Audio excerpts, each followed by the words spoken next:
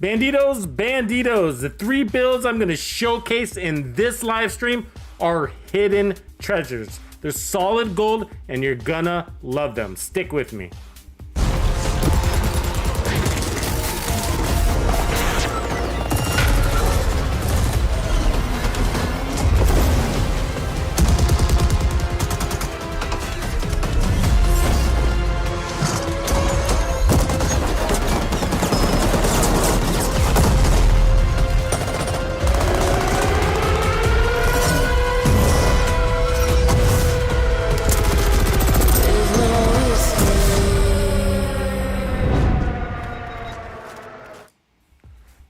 What up, Bandidos? Welcome to another live with Division 2 and Tux. I got a good show for you, Bandidos, a good one. We got 3 builds I have for you today that I consider hidden treasure. And that's because I created them on the fly in previous shows as a response to a question from the community. So they never got released as official builds. So we're gonna cover at least 3 of these builds today, and they are hot. You're gonna love them. They're basically millionaire builds because they are all critting or hitting up there in the millions. So you're gonna love them. Good legendary and heroic stuff, group or solo play. But before we get too far ahead of ourselves, let's just make sure I'm coming in loud and clear. So please, if you can hear the words that are coming out of my mouth, drop me that Tux Live in the chat feed. And then let's get the party rolling. Let's crank up that music. Let's bob our heads.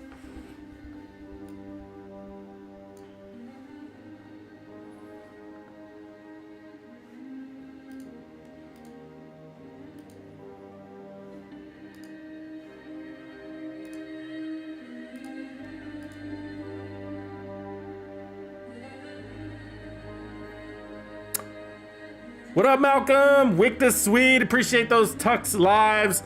As you guys can see, I'm trying out a new little widget too. I'm trying out that this little chat widget so we can see our chats actually on screen. So I hope you guys dig that. But if you find it annoying, I need that kind of feedback too. So let me know. Trying new things, trying to keep it live around here. Let's keep it rolling, right? So let's see who we have in the house. So we got Randy Savage is back for another. What up, brother? I remember those solid gold dances. Solid gold. Black John Wick, let's get it. Let's get it. Alice Naman, what's going on, bro? Malcolm, good to see you. We're not doing Twitch today, guys. We're not doing Twitch today. We have achieved our Twitch affiliate status. We nailed it, thanks to you guys. Appreciate that. So, I'm digging that. So today we're only doing YouTube. But I need you all to head over and follow me on Twitch if you haven't. Also, you can now subscribe to Twitch. So that's a new dealio. You can now subscribe to me on Twitch. So I'm gonna drop you some links so you can head over there and do that when you got a sec. Monteze, what's going on, brother? VI Quiet Doom, thanks for hitting me up with that. Tux Live AP's in the house. What's up, Availing Power? What up, what up? Vikas, hey guys, how do I find the Eagle Bear AR? Because I'll give you the easy one on that one, man. All you need to do is join a raid. Now you needed to do the Dark Hours raid on normal mode, not discovery. And so the easiest way to do that is to hook up one of the Tux clans, head over to our Discord. We're gonna be dropping those Discord links throughout the chat feed. You know what, I'll drop one now in a second here, so that you can head over there. So you need to get involved with Discord. That's the best place to organize for things like running raids or joining clans or talking shop. That's what we do. So otherwise, a little housekeeping before we get started into the build. So let's get this fun stuff out of the way. First, if you like what I do and you want to support me in the Division 2 community, be sure to hit the like right now and subscribe if you haven't done that yet. I'd really appreciate that, guys. Also, yesterday we did a Mad Bomber showcase and we ended up putting out 4 or 5 builds. There was a surprise build in there. So check that out. Links are in the description area. of this live stream. Most of the videos that I'll mention, as well as past streams, are going to be linked below. What's up, Angel Young? Good to see you, brah.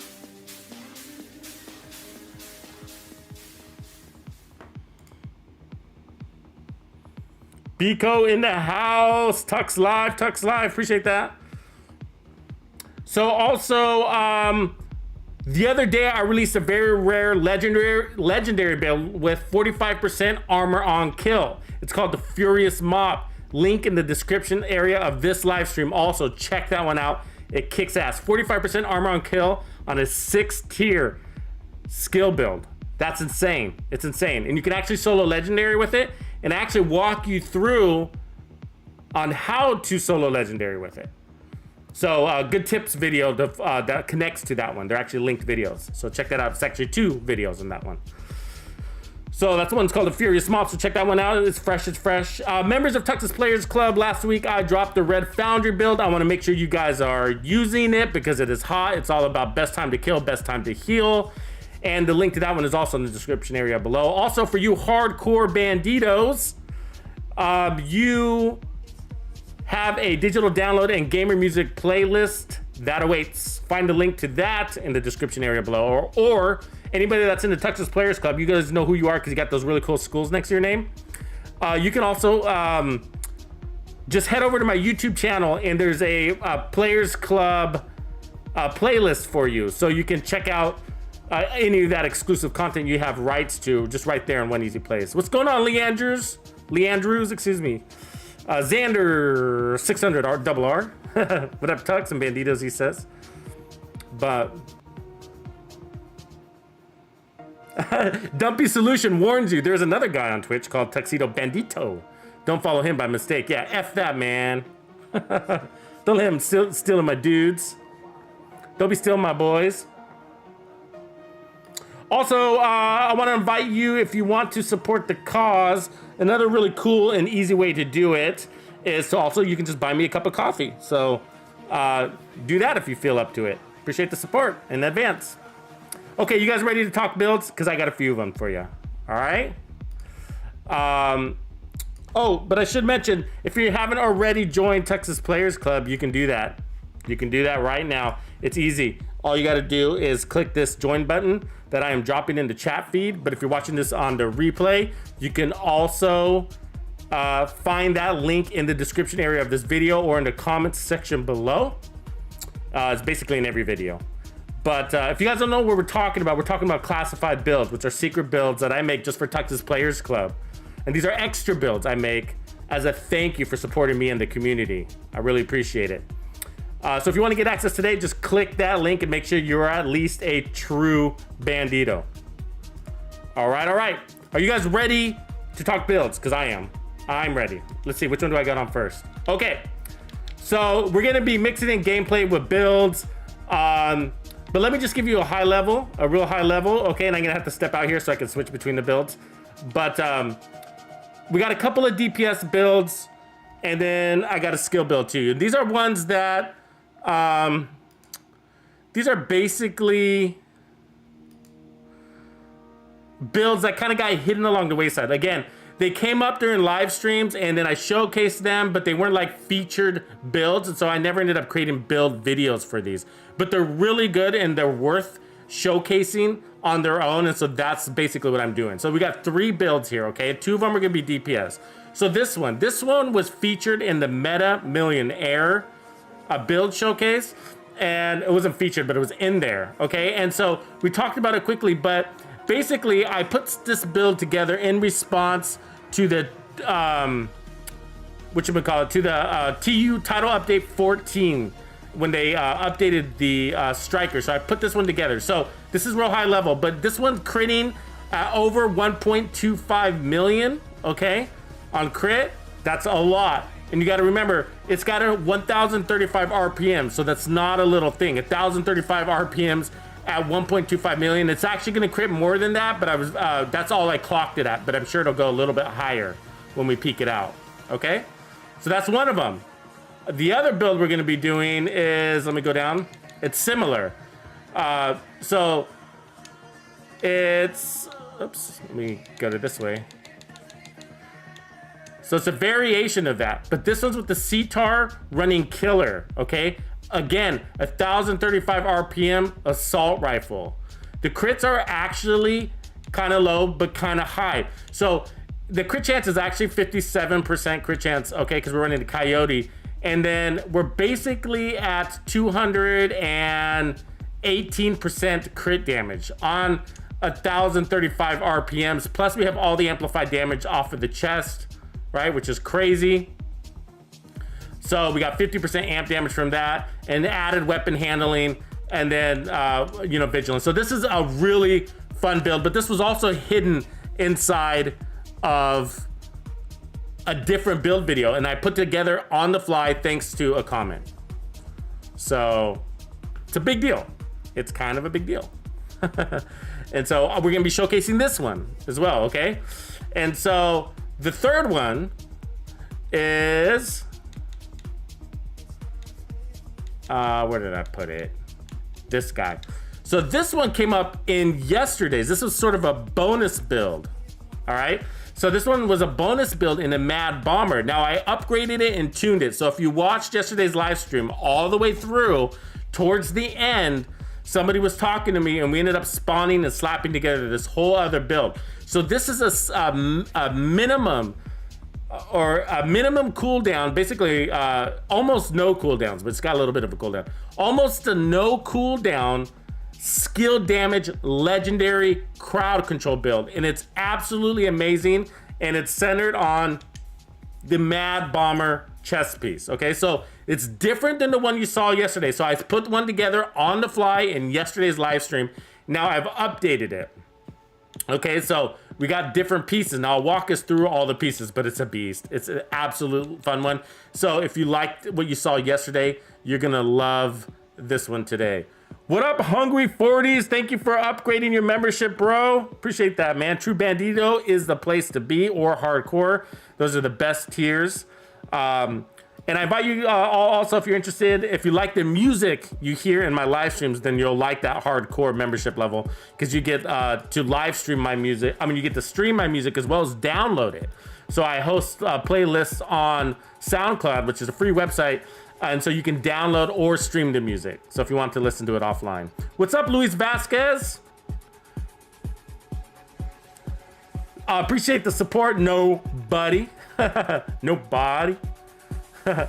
So these are our golden builds, and we might sneak in another one too, actually. So if we have time. So I got another one. If you love crits, okay, then this one also was put together on the fly in a build video. All right.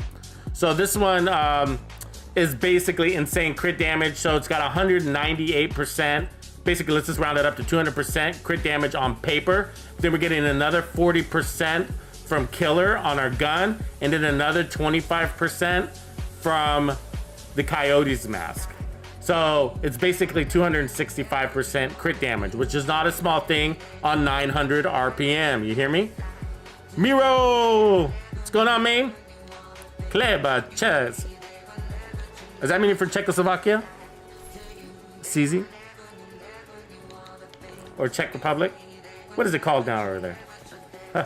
So, okay. So two of these I'm going to demonstrate in heroic, but when we get to the... well, you know what? Let's get a boat going, yo. So, okay. So, the main three builds are going to be the Chameleon build. All right. So, the Chameleon build. So I want to go with what you guys want to go with first. All right. So we'll take a minute to vote. So the Chameleon build, okay, we'll call this one Chameleon. So vote one in the chat. Oh, you know what? Let me just do an actual vote. That'll be easier. Okay. Give me a second. Let me put together a poll, and then we'll go with what you guys want to go first. Okay. Give me a second. It's only gonna take a second.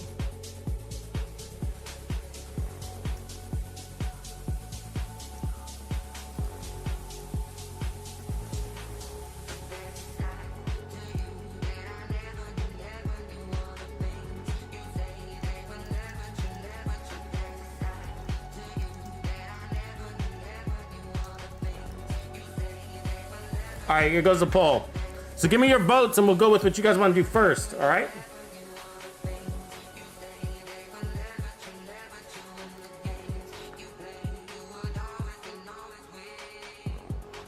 Let's see those votes. So we got the Chameleon Striker build, the Cetar Striker build, or the Skill Damage Mad Bomber build. So go cast your vote. I appreciate that. So there's 50 people in the chat. It's gonna be a big chat today. So we're just warming up. Keep that in mind. And if you're just not joining, make sure you hit that like and subscribe. Otherwise, cast your vote and we will go with what you guys want to do first. So I'm gonna make sure my guy gets his step count in. I got my exercise watch on. So while I'm waiting for you guys to cast your votes, I'm going to be giving myself a little jog.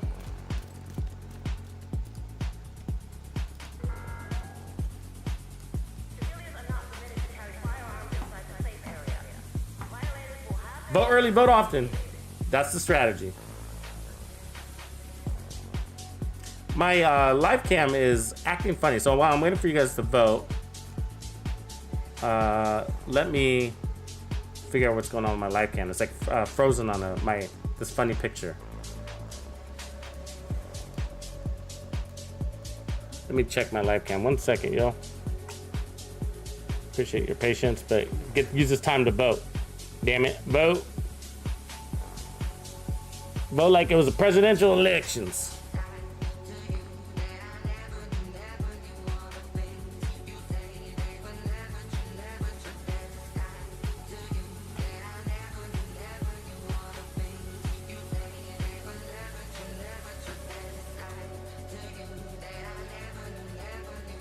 There we go, we fixed it.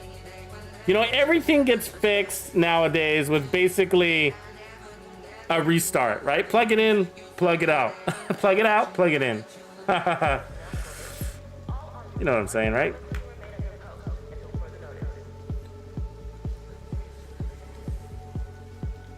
You like my shoes?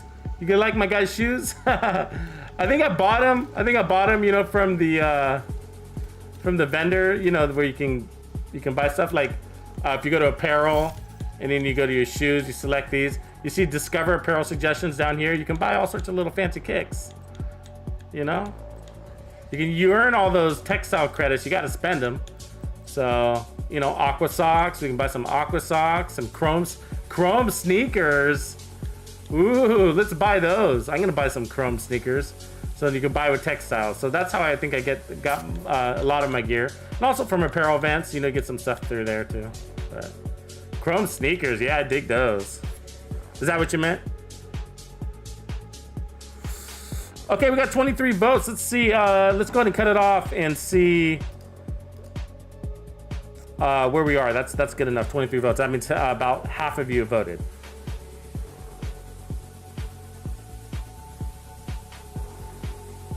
And the winner is the Chameleon build. All right, let's start with that. All right, so we're gonna flip to it. This is actually, that happens to be the one that I have on, so it's really nice. Okay, so actually, let me silence this dealio here real quick. What's going on in the background? Killing fools in the background. Okay, so this is basically a good build if you want to run it solo. I mean, I like it for heroic content especially, and the reason why it'll work for legendary too, but I'm not a huge fan of using the Chameleon legendary, and that's just because it's kind of got shorter on the range side for an assault rifle. And then also you could run out of, you know, you can run out of ammo because the Tusk always kind of running away from you or whatever. But it does work for legendary, but that's the only reason why, you know, I prefer for heroic personally. But okay, so we got the Chameleon, all right? So because of Striker, it pushes the RPM on this thing at 1,035, and it also improves its handling, which is actually a good thing for the Chameleon, because the Chameleon doesn't handle that well. I know a lot of people think it does, but the reality is it doesn't. You miss more shots than you want. Now, you guys have heard me say that this is classified as an assault rifle, but remember, it's actually built on an SMG platform. This is the Vector, but they just call it an assault rifle. So it actually acts like a Vector. I mean, look at that damage drop off. That's at about 20 meters, right? Is where it starts dropping off. So when you play beyond that, you're really wasting ammo, believe it or not. Okay, so the cool thing about the Chameleon is it's bringing us all the crit chance that you need for your build. And that's why I like running the Chameleon, because it's the only assault rifle that does that. So for the optics, we get 15% crit chance.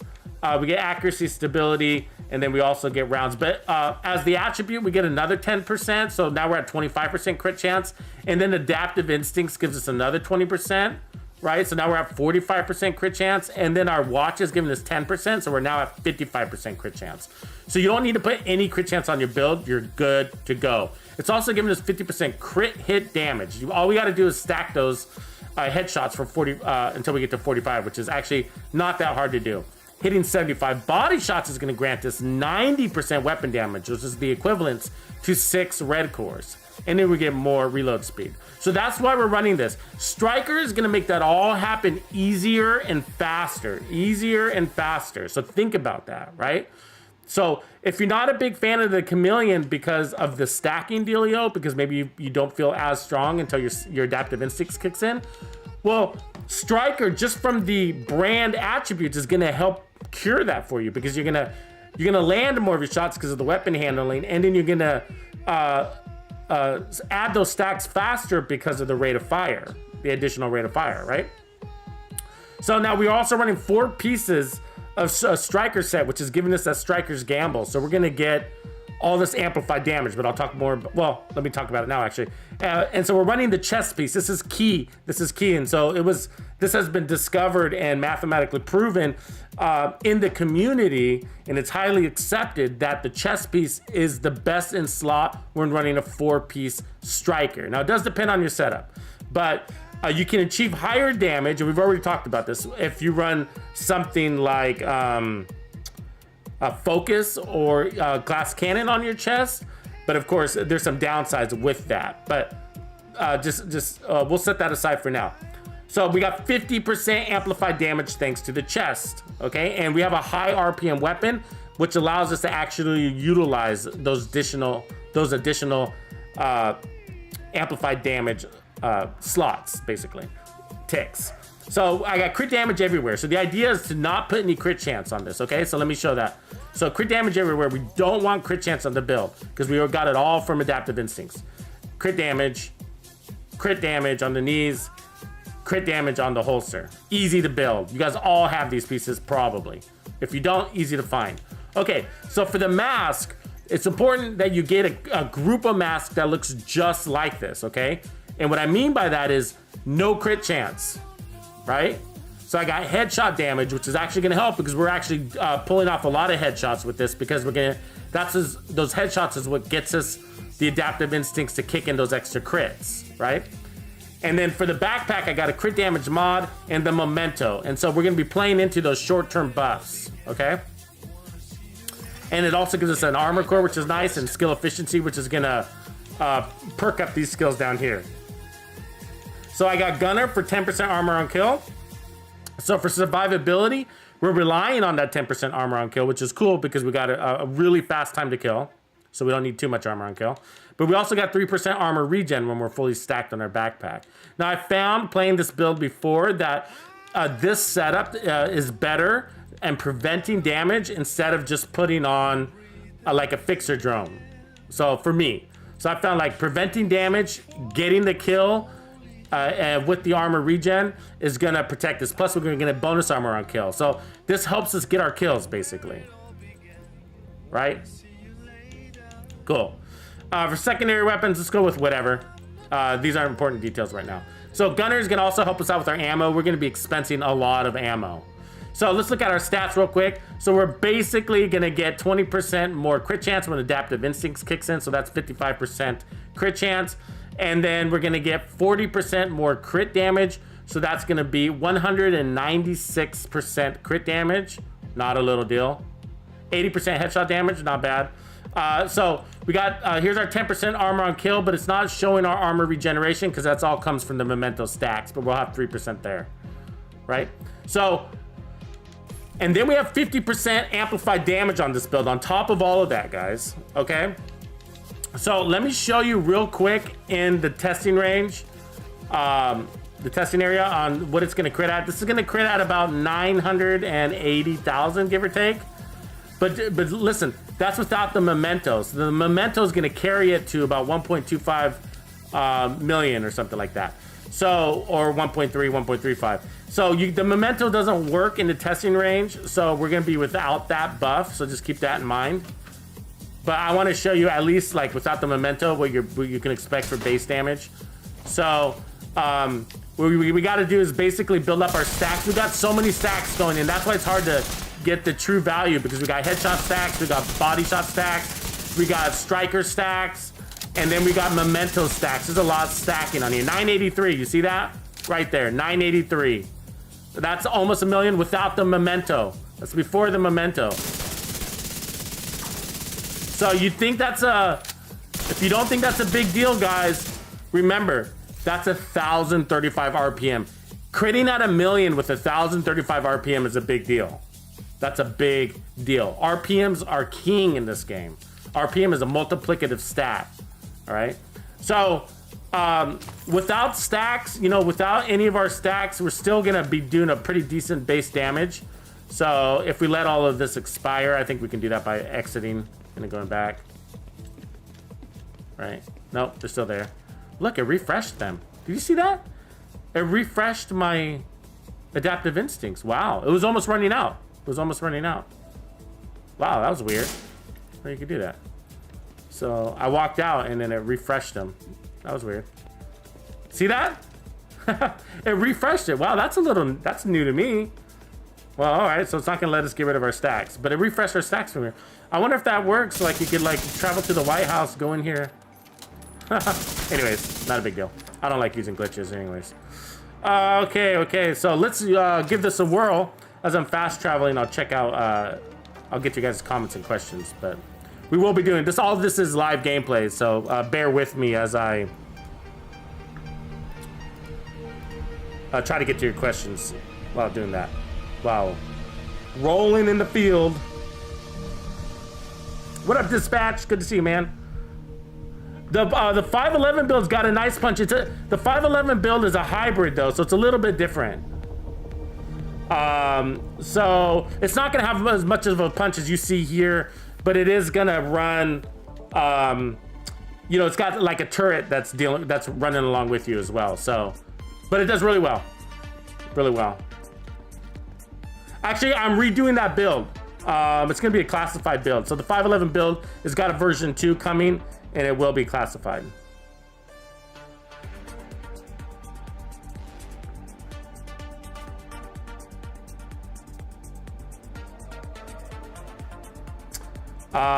Let's see here. Yeah, I'm turning off the chat sometimes because I don't want it to block certain points of the picture, just so you know. The chat on the picture. Yeah, just, I don't know if you guys do that, but like what you're seeing through YouTube is actually delayed by a solid 10 seconds. That's YouTube. So I don't know if you're aware of that, but yeah, we got Dispatch has got it right. We got stacks on stacks on stacks. So that's cool. And so that on-screen text is also for the replay people. So people that are watching this on the replay can see the chat and still have their screen in full picture mode without, and still be able to read the chats. Because you know how you kind of have to have your phone on portrait mode in order to use the chat module efficiently. Yeah, Amun, you're right. It's actually more than 50% the amplifying damage because it amplifies upon itself. You're exactly right. And thanks for showing us the math. Actually, do you guys see that math that he's putting out there? Amun's math. I think that sounds right based on how he's doing it. So if you look on Amun's math right there, it says it's more than 50%. The stacks are amplifying with themselves at, and he shows the math there. But basically, the amplified damage on top of amplified damage, ultimately when you're at full stacks is at 64.7% amplified damage. That math looks reasonable.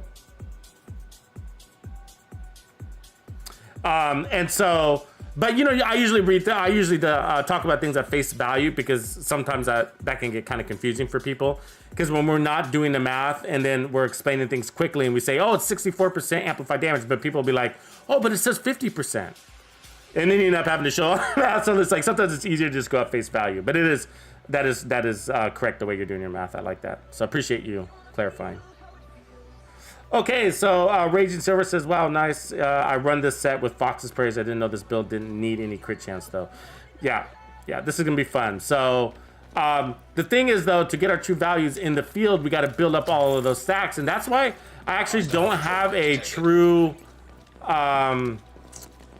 number on this yet. I've been working on it. Well, I haven't used it actually in a few weeks, but the true number has been hard to achieve because you got memento. So basically the true number would be like you have one fresh memento, you know, that's giving you that 5-second short-term buff. You need at least one of those active.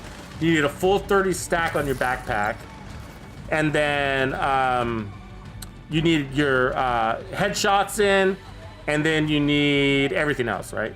So, and body shots too. So we got to stack all of those. So let's get to work. What do you say?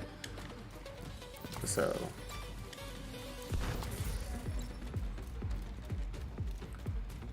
all right. So sometimes these guys like to come in from behind us, and I'm sure that's gonna happen. They love to do that. So it's sort of a run and gun build, but it's definitely a play from cover because we don't got a lot of armor. We don't got a ton of armor on kill. So it's a fast-paced DPS build, but it's not exactly gonna be like face tank run and gun. I mean, you can pull it off, but just watch your back. You know, we're playing shieldless and all that fun stuff, right? So I like to keep these guys on their toes. Here's our first customer. So yeah, like I said, you can face tank a little bit, but look at that time to kill, and we don't even have all our stacks yet, right?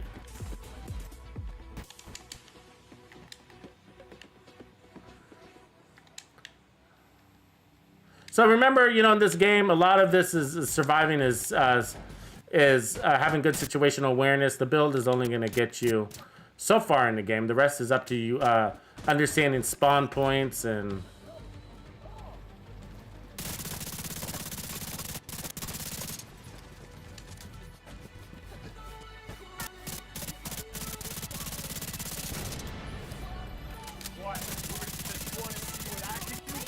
Oh, we're getting somebody behind us. Hold on. Shit. Ah, break! God damn it. That brake button wasn't working like I wanted it to. I don't even know where that foamer came from. He came from over the dealio or what?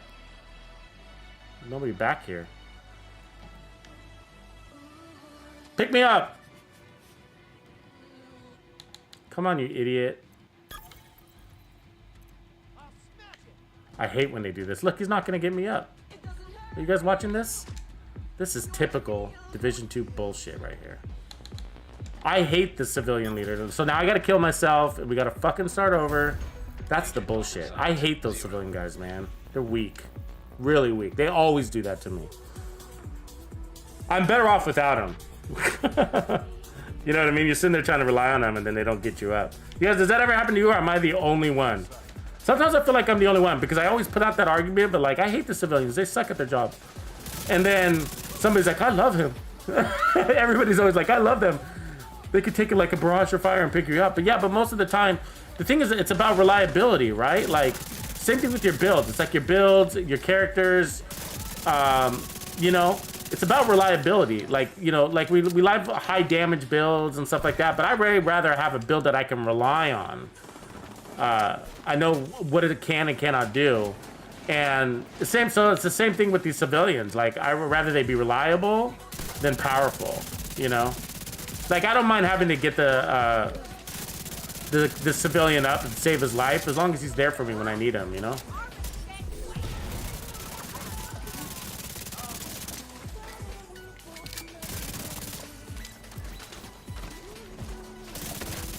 Yeah, so look at the killing power on this, and we're not even full stacks, guys. It's nice. Apparently, just don't get foamed in the back, right? So there's the boss. Let's finish him off. Now it's hard to catch crits on this dealio, right? Because the gun shoots so fast.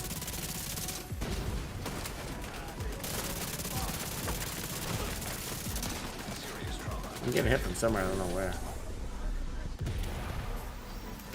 Was there a guy above me? Yeah, speaking of dead civilians, that guy's already dead out there, right?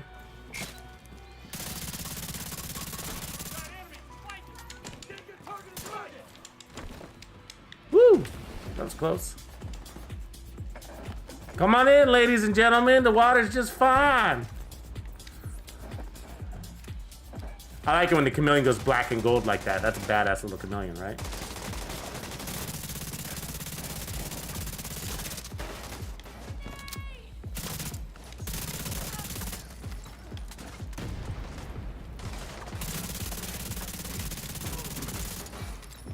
Grenade!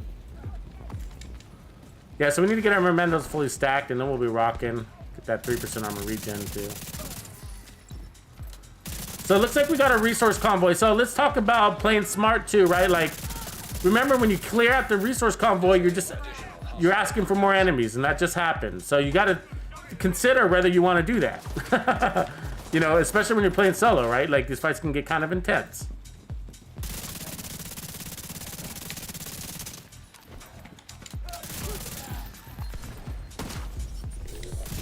Yeah, this thing absolutely shreds. It's a ton of fun. So I definitely recommend rolling this build. Got the Tux approval, stamp of guarantee. You're gonna love it. It's gonna shred. I mean, look at that. I mean, you can't even see them on approach. They die so fast. Yeah, there's the rest of the boss. We killed half of him as he came out of his door, so we're just finishing him off. Who else wants to come and play? So who's left? You better get that loser civilian up, apparently. Screw you, civilian. I shouldn't be getting you up, man. You didn't get me up, dog. What up? So get situational awareness. I know where they're coming at, right? Throw out my decoy. Catch somebody's attention over there. We are gonna have enemies coming from all sides. Just warning, because we got a resource convoy that's entered the arena. So, and apparently we're gonna have to chase fools down that are all the way out here too.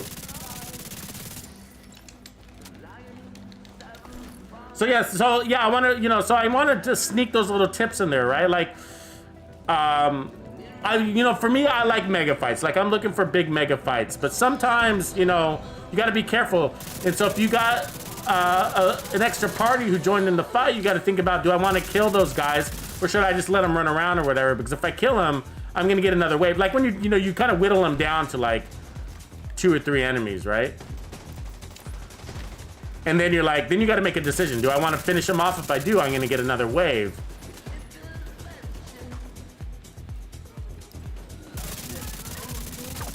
So the reason why I'm able to run out of cover as much as I am is really because of my time to kill, which is giving me a little bit of time to heal too, right? Because I do have that armor on kill, which is at 10%, but it's really about that time to heal. I mean, time to kill. It's all about time, ladies and gentlemen. It's all about time.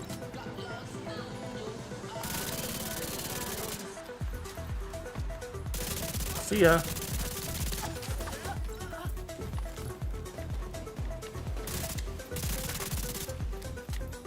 And then also, I'm playing trophy to trophy too, which is giving me a little bit of bonus armor, right? But speed is your ally.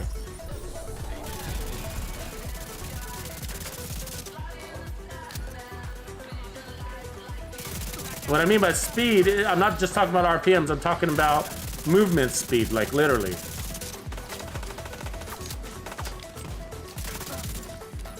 So you can't do this shit with the shield. That's what I'm trying to get at. Like, you can't do this with the shield. The shield is gonna slow you down a lot, and this is all about speed. First, get the first shot out, get the first kill out so that you can kill the rest of the group.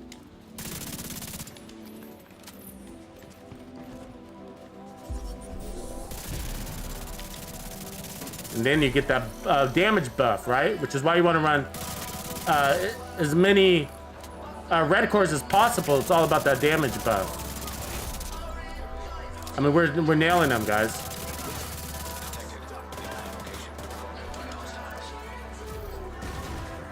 No shield. You don't need a shield for this. You need moves.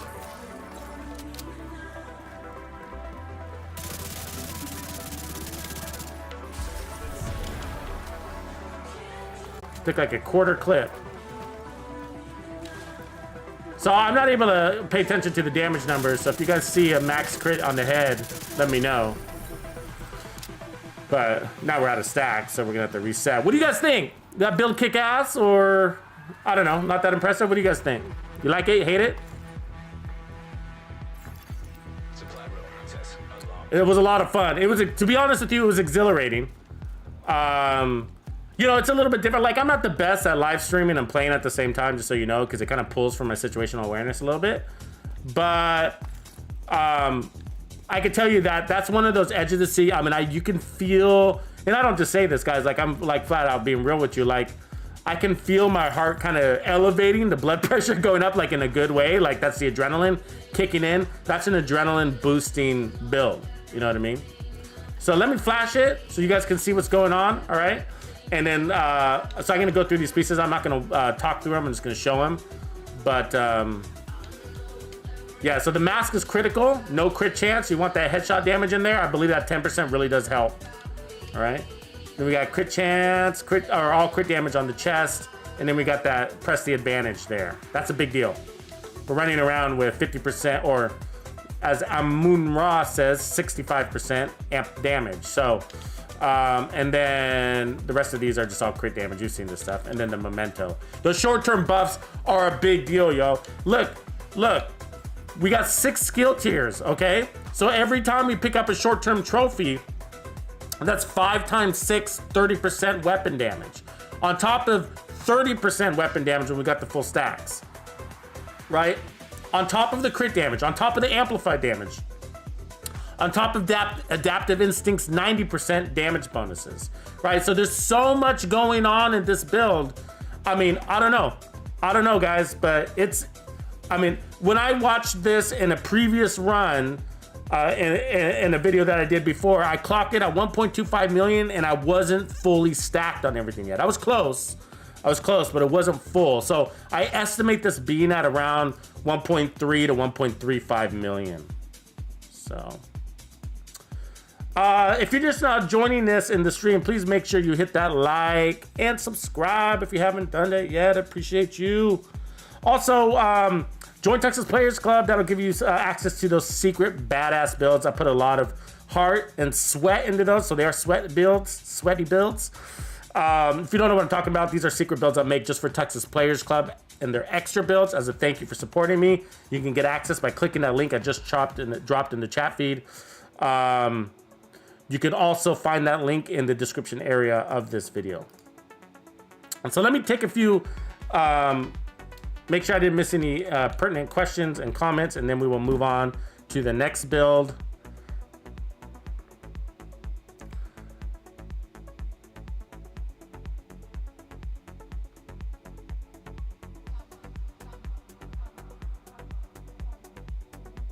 Nalada. Ales Namenman says super nalada. What does nalada mean? Translate, Ales. Sorry, I'm getting back to your comment though. I'm just scrolling through here. But what up, James Wesley McLean? McLean's in the house, yo. Die hard, McLean. I'm gonna call you Die Hard McLean. Is that a new baby in your picture there, my man? Congrats, if so. Or is that just nostalgia? Raging Silver says it's 50-50. Let's talk about the civilian, all right? Let's talk about this jackass. Because, like, sometimes, like, okay, all the enemies, we're talking like all 50 enemies are right here in this zone, right? And then I have, like, the stupid civilian is on the other side of the fence chasing some single random not important dude around. You know, and it's just like, what are you doing over there? You're leaving me, you're abandoning me, you're like a bad homie, right? Like the worst wingman ever.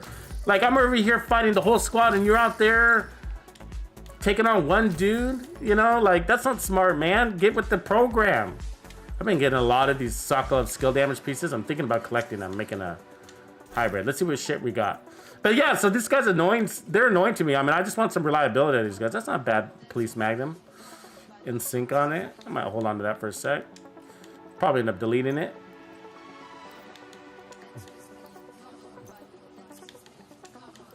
This must be Hunter's Fury zone.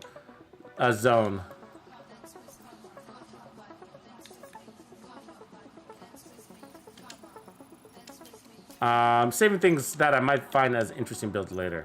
But what up, Notion of Death? Rick says the civilian leader is useless more often than not. Faux show.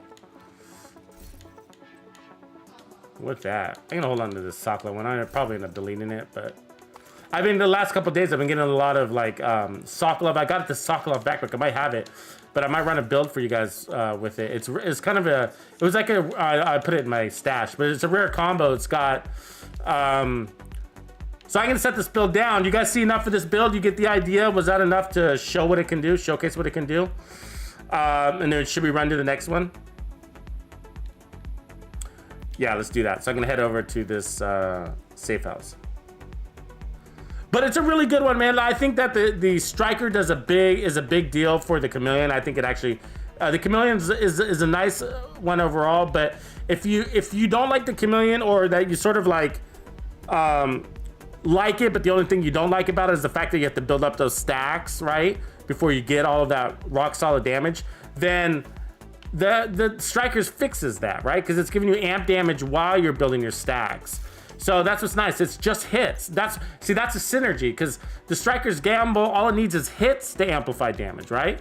And adaptive instincts, all it needs is hits. The problem with adaptive instincts is you got to get that minimum amount of hit before it kicks in, right? You got to get 75 body shots and then it kicks in. Where strikers gamble is actually ramping up as you go, right? And so you're getting stronger as you go, you're getting stronger as you kill, and then once you get enough stacks, and adaptive instincts is just going to throw you over the top. So so that's why this build really works really well. Moonron said, as a question first, does the Eclipse Protocol backpack still work without the set? No, they fixed that, unfortunately. It's a really good backpack, right? So he's talking about the Eclipse backpack that gives you 30% amplified damage to status affected targets. It used to work independent of running an Eclipse 4-piece set. And then they buffed that, I think in TU13, TU12, somewhere around there. They fixed that. And so now you got to run the 4 set. But I actually made a really good build. It's called the Aggravator, and I think the link is in the description of this video, as a matter of fact, of this live stream. Check out the Aggravator. I made actually an Eclipse hybrid skill damage build, skill damage with ballistic skills. And I ran the backpack for the only reason why I was using Eclipse is for that 30% amp damage on the backpack, and then I ran the sacrifice, a skill damage version of the sacrifice on the chest piece. So I ended up with 60% amplified damage. Then I ran skill damage everywhere. Of course, skill tiers. I ran the turret, the drone, and then I used the Scorpio shotgun to proc the status effects to kick in the amp damage. So it had like a crazy fast time to kill. So I recommend that one, Amun. Good question though. Nobody. Nobody says he hates the shield in Div 1 and Div 2. Shields suck. I agree. You rock Tux. And the reason why they suck, in my opinion, is because they slow you down. Speed and agility is survival, and I just showed you why, right? I just showed you why. You need to be able to have moves. So this is the order, okay? Speed and agility, situational awareness, and then your build. If you want to be a survivor in the Division 2, you need to have those three things in that exact order, all right? Speed and agility is at top. And so, do you guys know what I'm talking about? Do I need to show you what I'm talking about? I think I do, right? I think I do.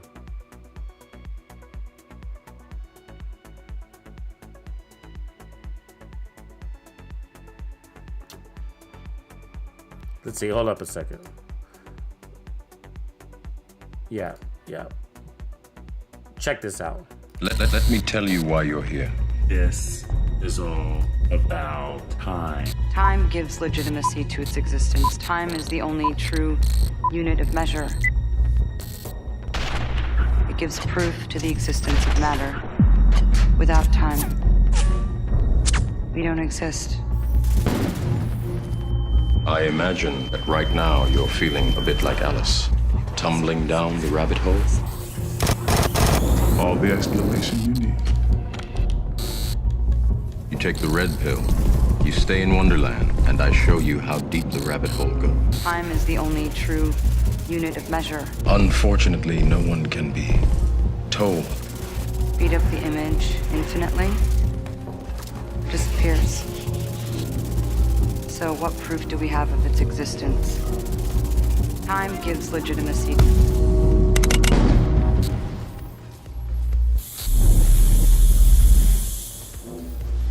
Without time, we don't exist.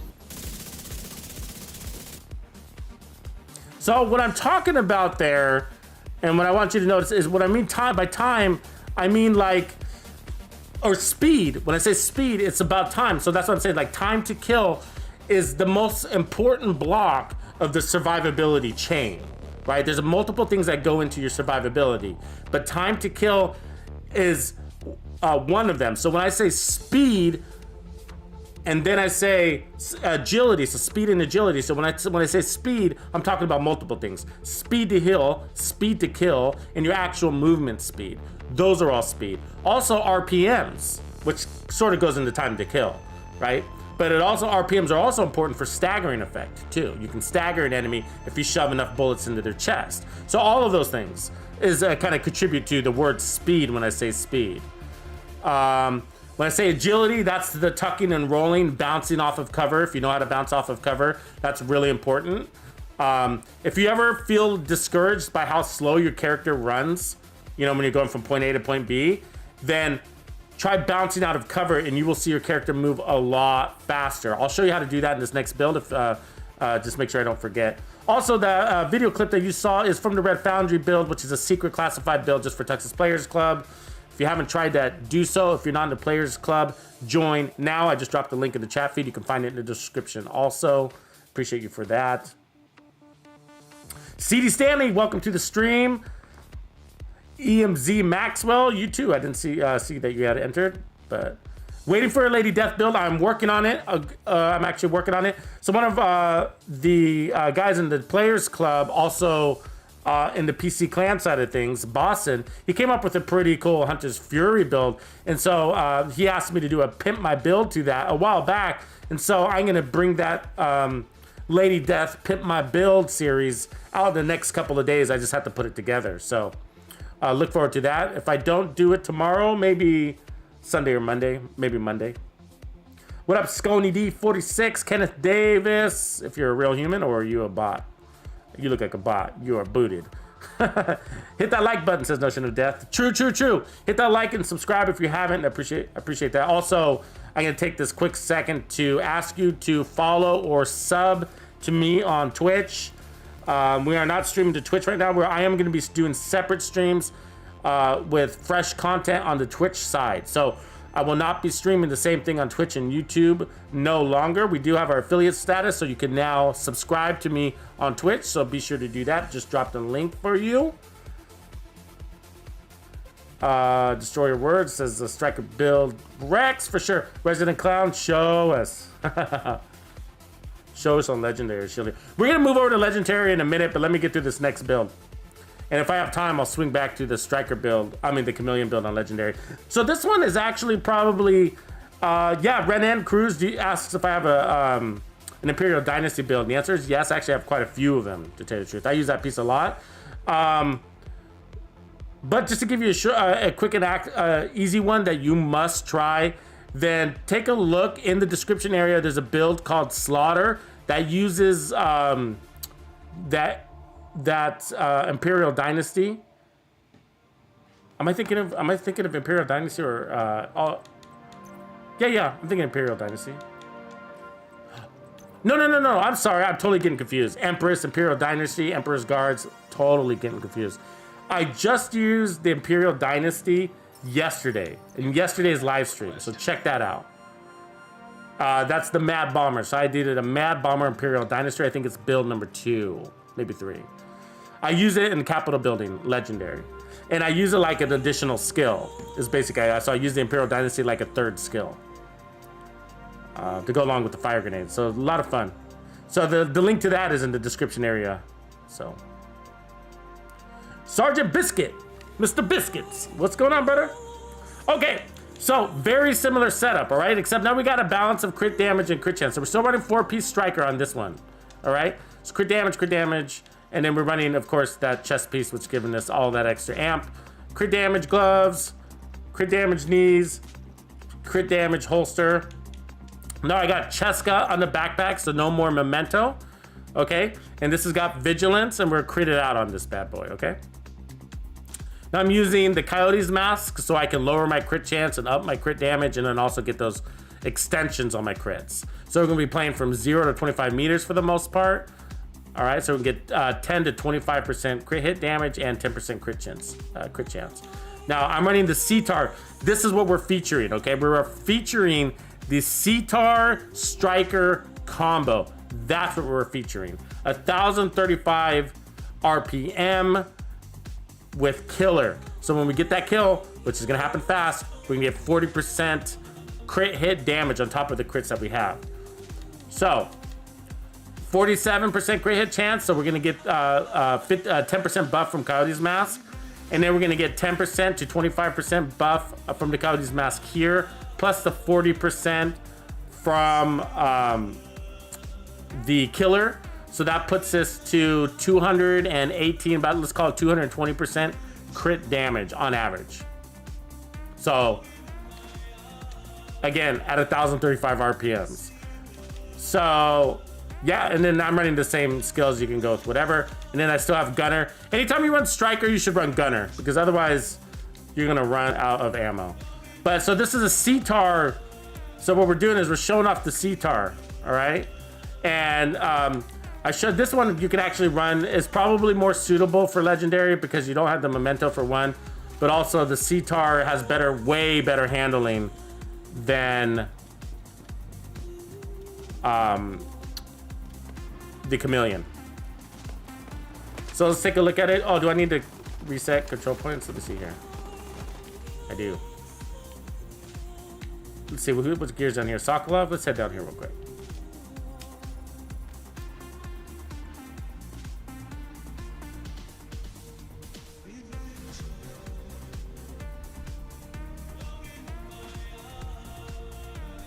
Yeah, Vasilis asks for a sniper healer build.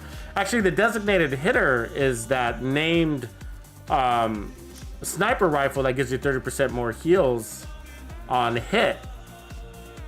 Yeah, you can actually do that even without the designated hitter. You can roll, because, you know, I believe that a lot of sniper builds are overpowered. And so you can actually pull away from your damage to move to your defense if you want to. But there's a lot of reasons why you don't need to do that, because let's get rid of this jungle real quick. Let's get some gear. Oh, so we got a little convoy headed our way too. But because you spend so much time on cover, I don't normally need to pull for add defense, and so I'm usually okay with just hiding and covering, and you might as well go all offense in that scenario. This is annoying. I don't really want to do this fight right here. It's not fun. It's not that exciting. So what's cool about this setup is that you actually got pretty decent range on it, so you can just kind of like hold your ground.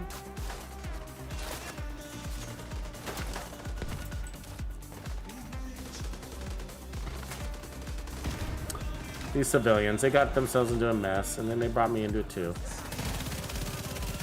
I'm gonna abandon them because I want to get to the fight. What do you guys say? Does that mean? Yeah, but that sounds like an interesting build. So I like sneaking up on these guys. I don't know if you guys do this, but if you hug this wall, you can get away with it usually. And then what I do is get behind here. The key part is throwing your decoy at a place that gets the right attention pulled. Because if you throw it too far out there, then these guys that kind of run away will end up catching you on the backside.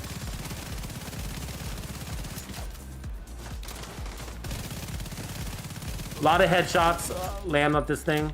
A lot of headshots. The right phone guys are your biggest threat, so look out for them. that guy go? He disappeared. Where is he? Way over there? They always go in that goalie over there. It's really annoying.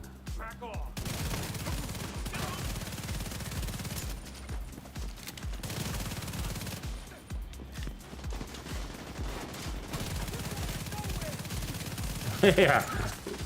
You're going nowhere, buddy. Yeah, so it's kind of nice to get a relief from the trophies. You have all the power, but you don't need any of the trophies, if that makes sense. It's about RPMs here. Hey, where'd you come from? He's fucking right from this.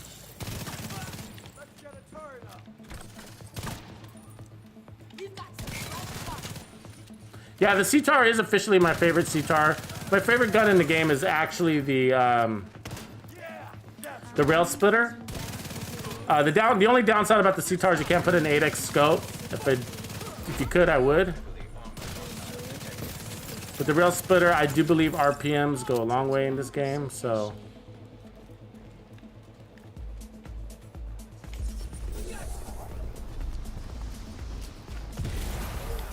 Suckers. Let's finish off this boss real quick.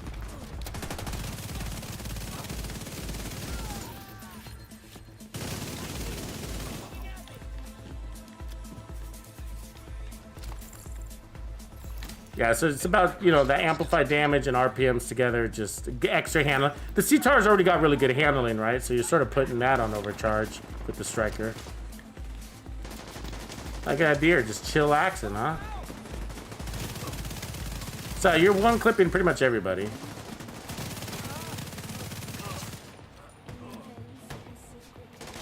Even at range.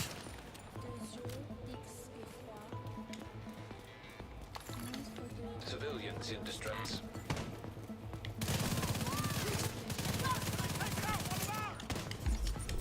It's gonna be a party.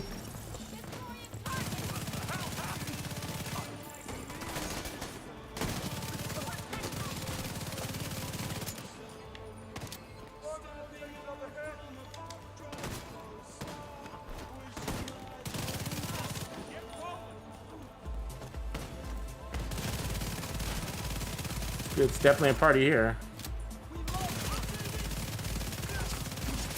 There we go. We got one guy that got away, didn't we?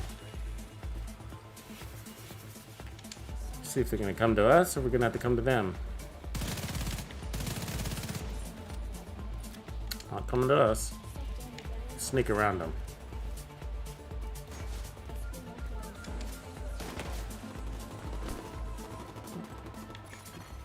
Civilians in danger.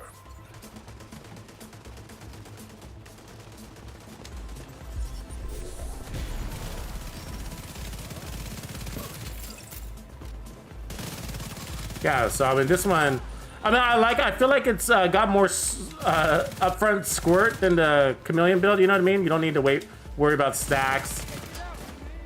This one in the testing range, it crits at 1,020,000 max crit, 1,020,000.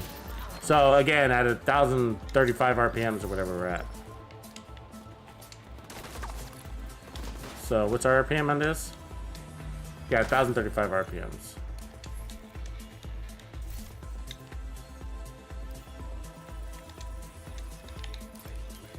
Efficiency. Didn't want to have to run back here. We'll check out what we picked up later.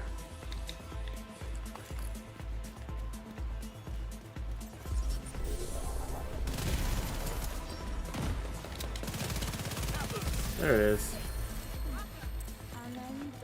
Lots of gear, lots of gear. So yeah, a lot of fun, pretty easy. This one is probably a little better off in Legendary. So we can actually take it to Legendary if you guys want to see it there. Or we can go straight to the next build, which is actually going to be Legendary build also. So I could try running them both. That's actually not bad, right? We're going to have to make decisions. Let's see what we got in our bag. Anything good? Sockle repairs because armor region, no. Crit damage with focus. Oh, I kind of like that. Have you ever used the apartment with with focus? It's actually a lot of fun. The MPX with focus is fun. Sounds crazy, but it is fun. I don't think I like anything here. I don't think any. Unfortunately, I can't pick up that LMG. I don't use LMGs enough to hold them in my stash. You know what I mean? So what do you guys want to do? You want to see this build in Legendary? Or you want to move to the next build and also go to Legendary? We'll be going to Legendary anyways. But I might complement my next build. Let's...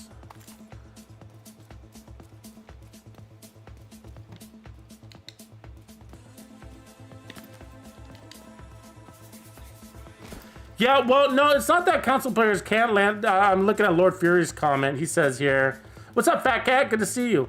And Farismo, I see you got a question, so I'm going to get into that in a sec. But he says, no, I mean, I'm a console player, right? And so I'm running the Xbox, and I got just a standard controller, so there's no modifications to it. So you can see that. No modifications to it. And then my settings are standard. I run standard settings on the Xbox, so no changes there. But ooh, I might take that. But you see why I'm a hoarder? I'm a hoarder. I'm picking up all this shit. But you know, but we're just not as accurate as PC players. So PC players are just more accurate with that laser tip mouse, right? So it's not that we're missing our shots or we can't land them. It's just we're not as good at them as PC players. But we got aim assist, which is doing something serious for us, right? So aim assist is really kicking in, and especially once you get your first headshot kill, you can get more headshot kills because of aim assist. So I don't know. But that's my perspective. I got a lot of practice with it too, so. Hey guys, if you haven't, be sure to head over to my Twitch page and subscribe or follow me over there. We are throwing it down on Twitch now. And so we just earned our affiliate status, so we're gonna be doing a lot more of that Twitchy thing. We're gonna be twitching. So let me drop you guys a link. So you got that? Also, if you're catching this on the replay, that link is also in my description area of this live stream. What's good in the hood, says Fat Cat. Lord Fury wants to see some legendary, I think he's trying to say solo. I do legendary solos all the time, so I think probably most of you are bored of seeing it. But I don't mind doing a little bit of legendary solo.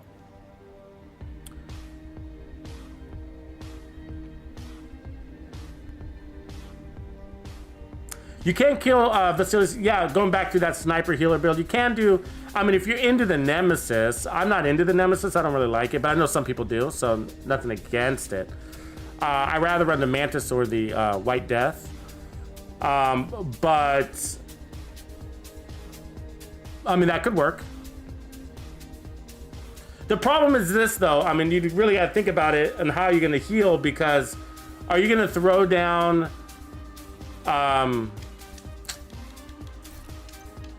Are you gonna throw down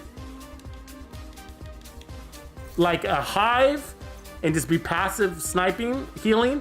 Because if you're sniping, you're not healing, right? You're busy looking down your scope. So you're gonna have to think about how you want to, I mean, are you gonna be, how effective of a healer are you gonna be? You know? Are you a killer or are you a healer? I mean, you obviously you can be both, but what I'm saying is that, like, if you're a good healer, like if you ever watch many of my ultimate wingman builds, I mean, you can be kind of busy, right? Healing, right? Because especially during legendary where guys are getting their asses kicked, and so if you're healing, if you got a really good healer build, sometimes you're like, your hands are busy. I mean, you know, it's even hard to get a couple of shots out to proc reformation, but. If you got a really good passive healing build, like you just throw down your thingy and just like the dudes can run into it, you're obviously not that great of a healer, because, you know, you're not hitting them with the Ken as that grenade is flying into their face, which is what a good healer would do, or popping that bonus armor. So yeah, I mean, it can work, but you guys might be a little bit disappointed when you're busy sniping and not shooting them with the chem instead, you know what I mean? But, okay, so basically what I'm doing here is I'm going to throw on a healer drone, just get a little bit of heals. And And then I got the attack drone. The attack drone is basically just going to be a decoy. So we're going to legendary this bad boy solo. I probably won't do it all the way through because I need to show the next build. But the next build is also a legendary build, so it'll be a little bit convenient. So we'll just do the get-go here. All right, let's kick it off. So, again, you want to take out the tanks. Beating legendary solo isn't about your build. I mean, your build does matter, but your strategy is really important. So watch those guys just get deleted. Part of strategy is some pecking, really good cover. Here's your DPS check. So there you go. If you want to know you can solo legendary, that alone just proved it. So you know, the build, that was the DPS check right there. If you can send a tank back, then you win. If you can kill the tank in a single clip like we just did, then your build wins too. So that alone is the prove out of a legendary. If you're experienced, you should know that. So from here, the tanks are probably gonna hide. They're chicken. They get chicken shit and then they go and hide, which is kind of annoying. So that's why you gotta run and sometimes chase down the tanks.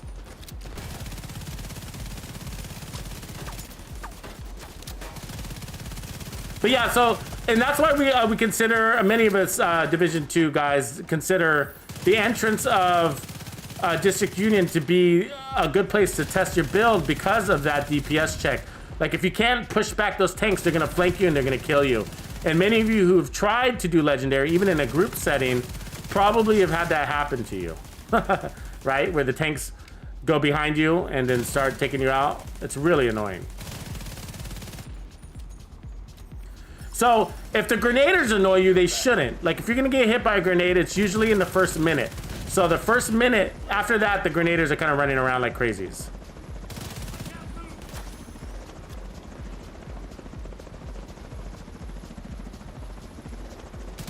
So from here, we're gonna have drone ladies. So this is the hardest part. You know, you can get taken out by a drone. That can happen.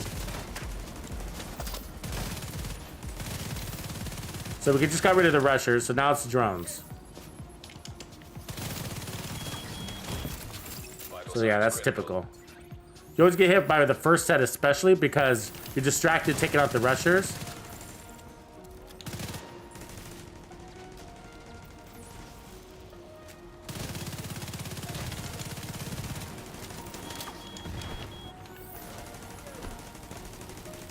So having a fast time to kill is definitely going to help against those drone ladies because when they do show their faces, you just want to finish them off. Yeah. So we should have one drone lady left, maybe two. So they're the hardest part about legendaries, the drone ladies again. In the beginning, at least.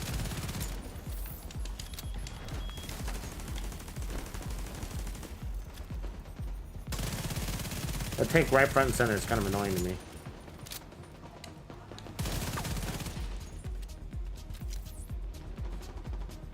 She might be just a little out of range. I think we got her, didn't we?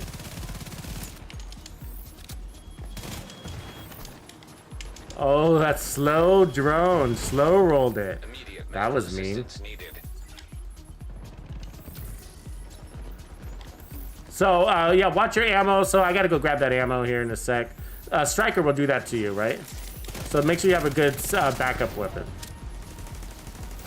But I am running gunner, so I'm going to regenerate that ammo, but I'm going to pick up the stash. So part of that is from holding your ground like that. Like, you're going to run out of ammo because you're not moving, basically. If that makes sense.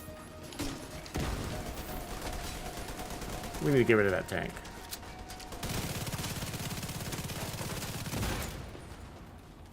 See ya, tank.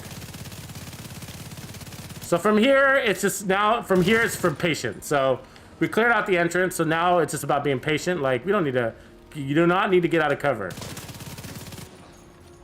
We're waiting for the next wave, right? And here it comes. Now, the reason why from here it's patience is because none of the enemies can go past these tires. The only ones that can are the drone operators and the tanks, okay? So that's why from here it's patience. So I want to cover a couple of things while I have you guys, because a lot of people make mistakes in this entrance and it's been painful. I've been playing in many different groups, and there's a lot of mistakes that are made here. You guys, it's all about choosing the right cover. You need to know where the cover is. If you're in this crow's nest up here where I'm pointing, mistake. Mistake. I don't care if you're a veteran player or a new player. If you're up there, that's a mistake. You're making it hard for your homies. You're making it hard for your healer. Because we're gonna have, when you go down, we're gonna have to go up there to save you. You're also attracting all the explosives up there. Look at that Chunga. See you, Chunga. You're a fucking loser and you're dead.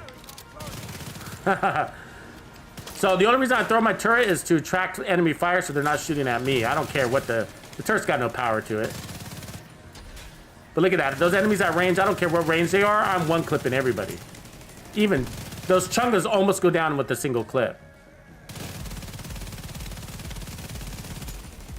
That's what's up. That's what's up. Look at that Chunga hiding like a little girl. Nothing wrong with little girls. I got 2 of them. Just saying. All right, I think it's just me and that, maybe 1 sniper left, plus that Chunga. So here you want to just, you know, stay in cover so that sniper doesn't take you out, right? But now that Chunga's trying to lure me out of cover. So it's sort of, and sometimes I do it because I'm an impatient fool, but we need to lure him into the kill box. So look, I'm gonna switch to my swap chain. I'm gonna blind fire him. The swap chain is badass. The swap chain is badass. I don't know if you know about the swap chain, but that's what I'm running. 950 RPMs out of the swap chain. What does it got with this thing? 1,093. I think it might be the fastest gun in the game outside of the Vector. The swap chain is ass again. I like it. So what's cool about the swap chain is that you don't have to get out of cover. You can blind fire him. Look at that swap chain right there. So my swap chain is special. Just so you know, the way I have it is configured is what makes it such a lethal killer. And if you don't know the Tux way, then I'll show you the Tux way in a moment. The Tux way is the way to play. All right, there we go, guys. That solo legendary, it's that easy. Might be somebody left. That tank is probably alive, that chicken shit tank. So let's just finish him. But he's gonna die anyways. Yeah, so solo legendary is not hard. It's just about your strategy. You gotta know how to do it, right? And so I'm gonna give you a couple of tips while we're here talking about this subject. That's not bad. I never use Fenris anymore, by the way. I'll end up using Grupo or end up using improvised gear. Okay, so really good build, by the way. So this one will rock in legendary group or solo. So if you can legendary solo, then that means you can legendary group with this build, okay? If you don't like the memento because you're competing for trophies, run the fucking memento with this build. You will win that fight 9 out of 10 times, ladies and gents. You're gonna win that fight because nobody is gonna have 1,035 RPM critting over 1,000,000. This build crits at 1,020,000. All right? 1,020,000 at 1,035 RPM is absolutely insane. So you're like, actually, this would work in, this would be nuts, Lord Fury in PvP too. I would definitely roll this in PvP. The only thing that I would change out Lord Fury is whether you want to run I wouldn't recommend the chest piece. You're probably not going to get that many stacks in PvP. Because, you know, you got to look at PvP in short little burst engagements, right? So you probably want to swap out you probably swap the chest and the mask, and then go with something different on chest, like Obliterate or Glass Cannon or something like that. I'm a Glass Cannon guy, so I do that a lot. I'm just gonna go ahead and delete this chest because I never use Fenris anymore. You guys use Fenris anymore? I find you want 10% weapon damage or 15% crit damage on your build. Okay, I want to give you guys a couple of tips because this has been happening to me lately in group settings. If you're fighting legendary from all the way back here, that's a dodo move. Don't do it. The farther you are from the enemies, the worse off you are. The legendary enemies got amazing optimal range. Amazing, guys. Even heroic. The optimal range on those guys will wipe your armor. You can be armor kitting up all the time. It's not helping you. It's not helping you. Look at your damage drop off. What does that say to you? Does that say 100 meters? No, it says like 25 to 35 meters tops, right? It drops off basically at 70 meters. Count that off, guys. How much do you think 70 meters is? That's basically that length there. So these legendary enemies, they never go past these tires. They're gonna run. They run over here, and then they run to the other side. The only thing that gets past these tires are the tanks. You need to kill them before they get past these tires. If the tanks make it beyond this barrier here, you're toast. Start over. Start over. If the tanks are making it back here, just fucking die and start over. And then check your DPS. You need the DPS to stop the tanks before they get past here. That's your DPS test. If there's, I just did it with one guy, okay? If there's 4 of you and you can't stop the tanks, fix it up. That doesn't mean there's anything wrong with your builds. It means there's something wrong with your team configuration, or you guys are not focus firing. Let me ask you this question. Is playing solo on any level easier than playing in a group mode? It's a trick question. And the answer is no. I hear this all the time, and this is an argument, so I'm going to bring it up because it's a good time. But people say, oh, that build shreds in solo mode, but you go in group and then it's going to be weak. That's not how this game works. You got it backwards. It's not the build that gets weak. The enemy gets stronger. You understand? It's the same build. It crits at the same number. This is going to crit at 1,000,000 legendary solo. It's going to crit at 1,000,000 legendary group. It's going to crit at 1,000,000 heroic solo. It's going to crit at 1,000,000 heroic group.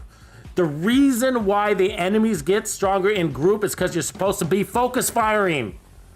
And so the problem is that your team splits up. You got a guy way over here. You got a guy way over here. You got a guy. What happens if I die? That guy way over there is going to have to come way over here to save me. That's not how you're shooting at somebody different than I'm shooting at. If there's a tank coming at us, we both need to be shooting at that tank. Not just me. It's not my job. We all need to be shooting at the tank. There's 4 people on the team. And so that's why the enemies get stronger, because you got 4 guys critting at 1,000,000, all shooting at the same target. Imagine how fast he would die if they didn't scale up the threat. It has nothing to do with the builds. Nothing to do with the builds. It has to do with the team gets stronger, right? When you got 4 guys critting at 1,000,000, that means you got 4,000,000 per bullet going out on that single enemy if you're playing correctly. So if you feel like the build sucks when you went into group, that means your group sucks because you guys aren't focus firing. You guys should all be firing on the same time. That's how this game works. You are supposed to be the underdog, right? You're supposed to be the underdog. So you're supposed to be playing as a squad. That's the idea. Now, if you can play solo, if you can legendary solo, that's awesome, right? But these are the mistakes that I see. I also see guys playing from back here. Same issue, guys. Damage drop off. The worst thing I see, and I see this all the time, is somebody puts on, I don't have it, but they're playing back here with their SMG. They're literally shooting their SMG from this range. Now I can do it because I got the swap chain with that scope. But but back here, I know a lot of people love the Vector, and I love the Vector too, but playing the Vector and Legendary is kind of bad.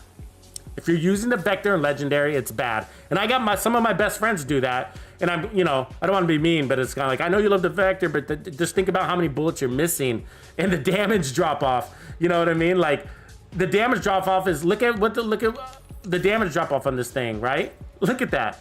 Look at that. That's saying like 15 to 20 meters.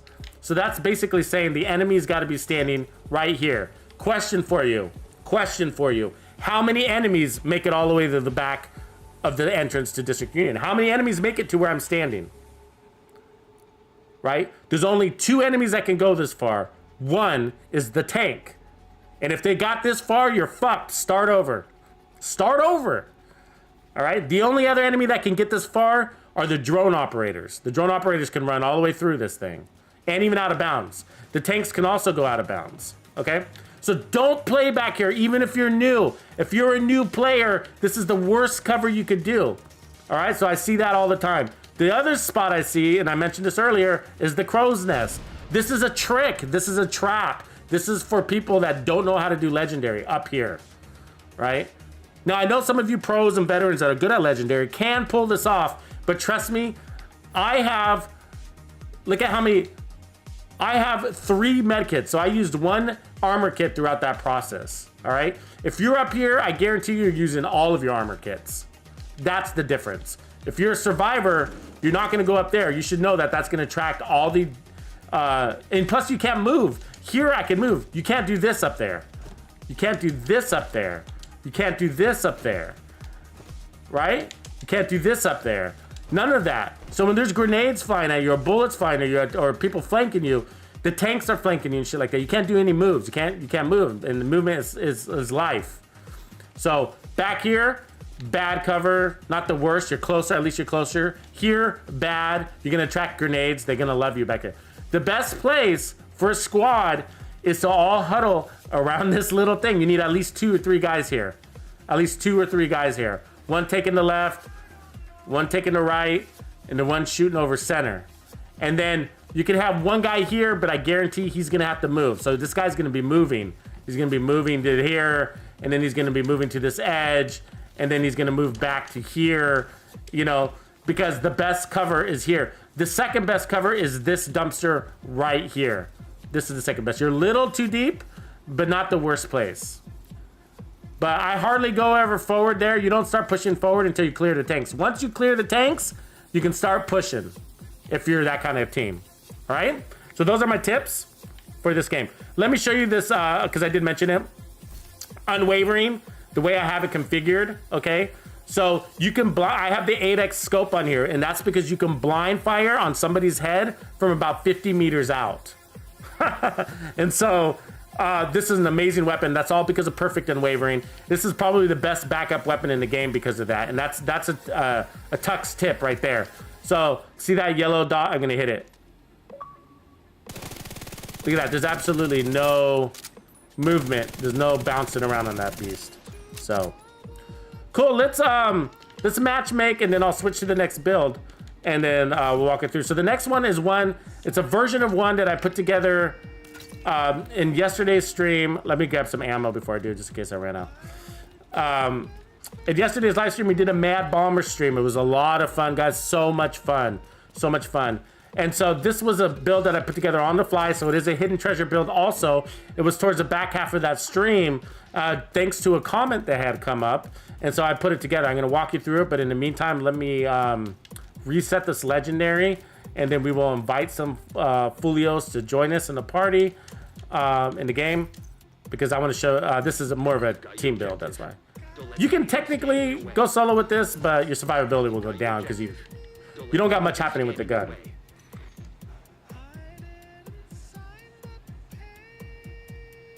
Oh, good job, Ryan Peary. You put together the Red Fairy. So I run Survivalist, and then I run the double heals. So I use the Mender Seeker, who I call the little BB-8.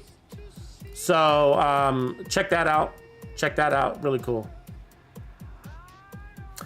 Scott's OG, you mean go? This is the whole point of this alternative weapons. If you know CTAR, the point of this build is high RPM. So choose any high RPM, really well handling assault rifle. So you could with that last build is what I mean. So that last build was using the CTAR. So you can use the Police M4. You can use the FAMAS. Anything probably over 800 RPMs will be suitable, but the more the merrier.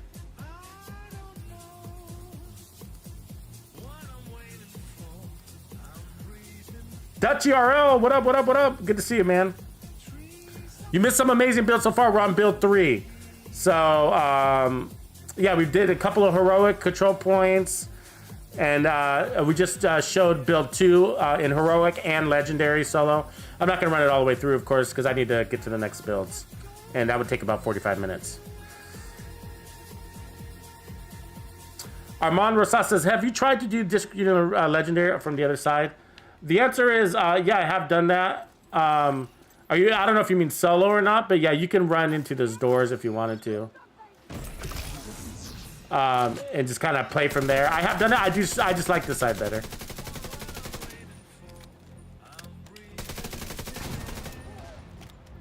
Alright. I think that canceled my matchmaking. But I've seen some people recommend playing like 2 from this side and 2 from the other side. I don't recommend that at all.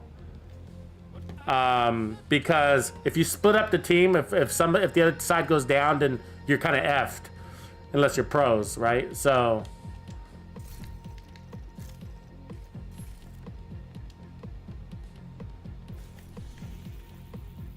Why am I matchmaking anymore?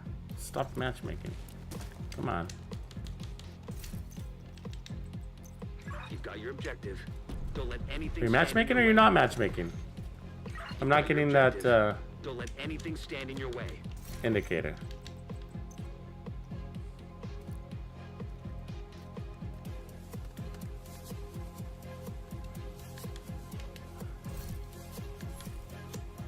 Yeah, it's not matchmaking.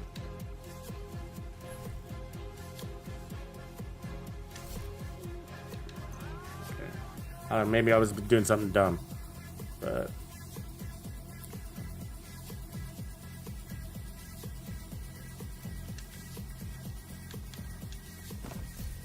see, it stops. Like I get that as soon as I move in, I'm stopping, but I want to do that. Look, let's try it again. Damn, game. Little details, buddy.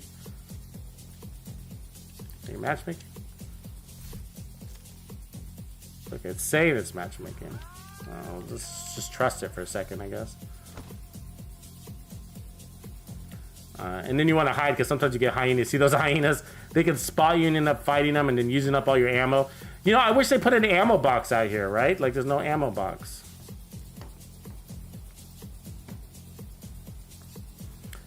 But yeah, it's, I mean, but Armand, you know, about, you know, switching sides on stuff like that, you know, sometimes it's cool to just change it up, give yourself a new picture to work with, you know what I mean? I like that idea. So I'm not against it, I just prefer this side. So totally, you know, I like his recommendation. You guys should change it up from time to time.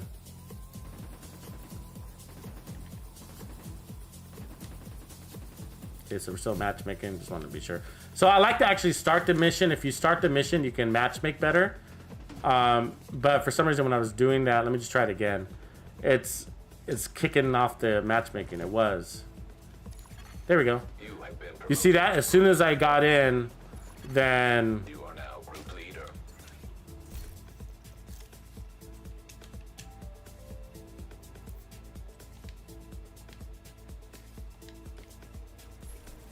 let me try, actually, let's try picking up a full group outside of this. Let's get out of District Union.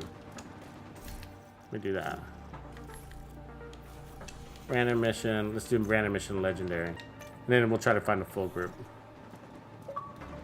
Cool. That'll be hopefully faster. You have received an invite to another agent. Oh yeah, I'll show the build. I'll show this final build again. Thanks, Anna, for the reminder. Yeah, guys, if you don't mind hitting that like and subscribe if you haven't, I appreciate that. It helps me out. Also, I'll drop in the easy sub button right here for you. Easy sub link. Make it easy. Cool, yeah, this build's gonna rock. This build is so much fun. So I actually created a version of this like a long time ago. And so I'm sort of bringing it back, and then I've made some adjustments. So cool. We got some good guys to roll with here. Looks like. Cool. Let's see if actually, I'm not sure if I want to run with this group. It's kind of mismatched. So yeah, it's gonna take an hour to get started here apparently. What's good, Mr. Legend, and everyone? Let's get those likes up a little bit. Daniel Paxton, appreciate you, man. Daniel, quote from Daniel P. Let me kick off a new legendary matchmake, and then I'll just go ahead and grab this one here. So, okay, and then matchmaking. Come on, give me that matchmaking. There we go. Okay, so while that's going, let me show you the build here. So, okay, so I made some changes. So if you were on yesterday's live stream, this was the last build. This was the bonus build in yesterday's live stream. So that's why you guys want to tune in and watch this all the way through these live streams, because we get these bonus builds going and they actually rock. And they're thanks to you, because they come up from comments and stuff like that. So really cool stuff. But let me hide the chat for a sec. So, okay. So it's all built around the Mad Bomber, okay? Let's see if this is a group worthy of jumping into. Give me a second, guys. Let me get into this group. But yeah, so it's all built about Mad Bomber, okay? So, and we're using the grenade not as a primary weapon or anything like that. It's an additional element to our arsenal. And now this is a crowd control skill damage build at the top tier level. And the reason why it's top tier is because we are using skills that are amazing, that are really good, but that have a horrible cooldowns. But we fixed that. There we go. This is better. Okay, so this is good because it gives me time. So let me show the build. So we're fixing that, okay? So look at the cooldowns on this. So this is the Burst of Firefly, a lot of fun, 11-second cooldown. And then our damage is at 2.57 million. So the burst is where it's at, basically puts a little sticky dot on fools, right? Now we're gonna be throwing this into overcharge, okay? Every 60 seconds. So that's gonna boost our damage to 140%. All right, this one, 13-second cooldown. That's nothing. That's 3.3 million. And then we're gonna go to overcharge. So we're gonna push the damage up by 20%. So that's what that's about. We're using the survivalist for the fire grenades, okay? And then the Acosta's backpack with throwing a grenade refunds it. So we're gonna have infinite grenades if we do this correctly. It's gonna add a skill tier, which is gonna throw us into overcharge for 60 seconds. It's also giving us 10% status effects and 3 additional grenades. 1 more armor kit. This is one of the rare situations you're gonna use and actually love the Acosta's backpack. A change from yesterday. So we were using the chill out mask yesterday. Today we're using Wyvern. So I get skill damage, double skill damage, and double skill haste on this. The gloves, change up. These are Hannah U, they're not that great, but it's what I got. So skill haste and skill damage. Double skill haste, basically. Improvised, skill haste, skill damage, skill haste. Improvised, skill haste, skill damage, skill haste. That's how these are basically mirroring a Hannah U set. Right, so it's like running 3 Hannah U's. And then the chest, again, Mad Bomber, which is gonna increase the radius of our grenade. You also get a refund if you get it back. But and we're using China Light for more explosive damage. That's for our skills. I guess skill damage, skill haste, and skill haste. So I'm using, it's gonna be hard to use our gun because we're gonna be pretty busy with all of our dealios going on. But this is the test subject for perfect in sync, and then we got the shotgun for backup. So also we got, okay, Survivalist is also giving us additional damage to status affected targets. And then 10% protection from elites, and again, that grenade. Now you can go with a lot of different skills, but this one is great for, these two are great for controlling the crowd, basically what we're doing. I'm not a big fan of the chems. I think the chems are clunky when you're switching around a lot. So this guy's ready to go, so let's see if he knows what's up. Don't let anything stand in your way. But I'm not being critical or anything like that, but. So. He looks like he's ready, so I'm gonna tag everybody. So the burster is cool. So basically when enemies come within proximity, they blow themselves up. So.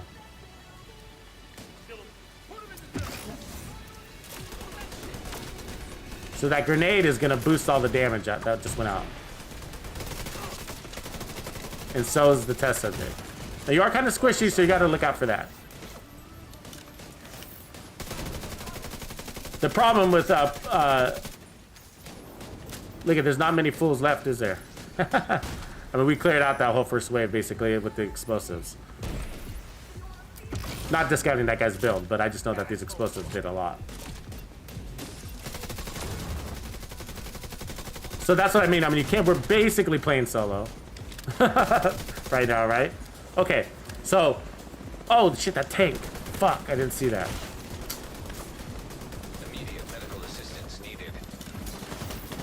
I didn't see that tank there. Let me get out of here. See those moves? Ha ha ha! Suckers! That's what I meant about bouncing off of cover. I don't know if you caught that.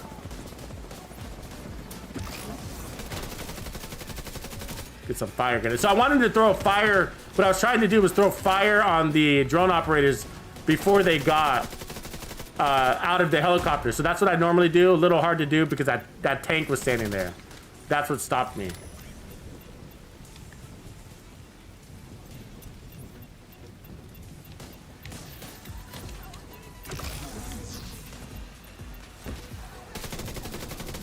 Okay, here come the Chungalungas. So again, this is about patience. The Chungas are not a threat. The drone operators are the only real threat. So from here, it's just patience.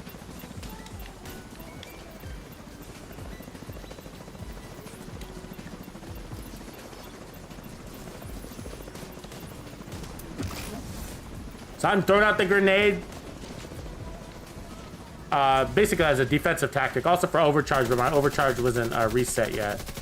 So, but the grenade is good for defense and offense. Remember, it'll keep enemies from crossing that threshold, right? So it's more than just. If you catch them at the spawns, that's an awesome way to use it.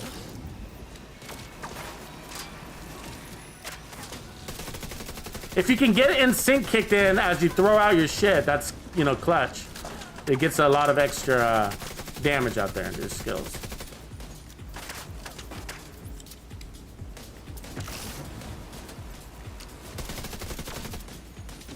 Yeah, this guy's got some pretty good damage going on. He's got pretty good damage. I think he's, we gotta take a look at his build, huh?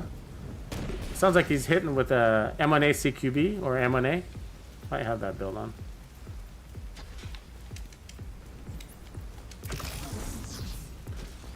So yeah, I mean, he's holding his own at 1,000. That's great. Remember, SHD level isn't an indicator of somebody's play, right? See that Chunga hiding? Come on. It's a bait move. Let's check out his build while we're waiting. Yeah, so he's running basically the old school meta. So this is the old school meta, if you guys remember. I mean, he could be wearing the contractor's gloves and to get more out of it, but he's making up for that by running that scope. I don't know if you catch that scope. But he's running the 40% headshot damage scope. He's got very little survivability. That's why he's playing deep. So he's playing a little deeper, but he can because he's running a rifle, and he also doesn't have the survivability. Hey, that's a drone operator still alive. Let's get her out of the way, huh? I thought it was a sniper.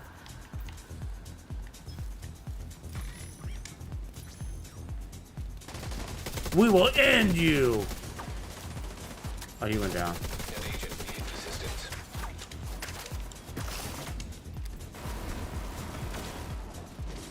See, I can't pick him up because of that drone. You see that? Serious trauma detected. And that next drone's gonna come up. So this is not gonna end well. Oh, that was fucking close. that was about as close as it gets. Did he pulse? Is that what he did? Did he hit that pulse? How did that happen? I don't know how that happened.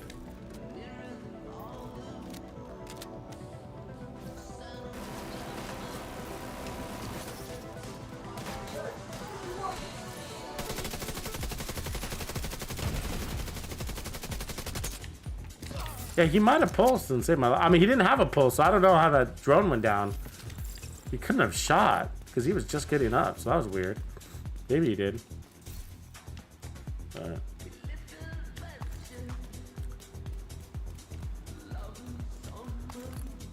So, yeah, give me another peek at the build. But so the mechanics are important here, okay? So throw the grenade, then throw your skills, and then that way you'll have infinite grenades. So we got 8 grenades still, so we're looking mighty healthy. And then you'll see that the grenades are gonna be dropping throughout the gameplay, so we're gonna be good there.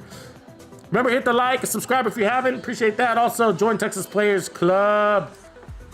We want you, we need you. Super fun.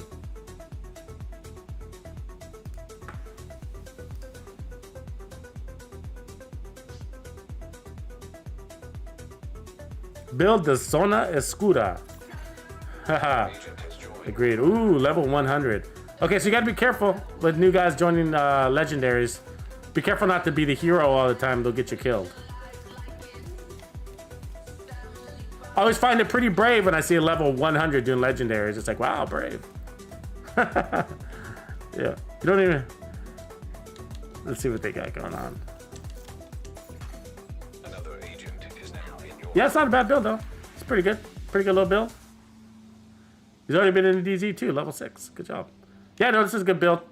I mean, I wouldn't choose that SIG, but the rest of it's pretty decent for what he's got going on.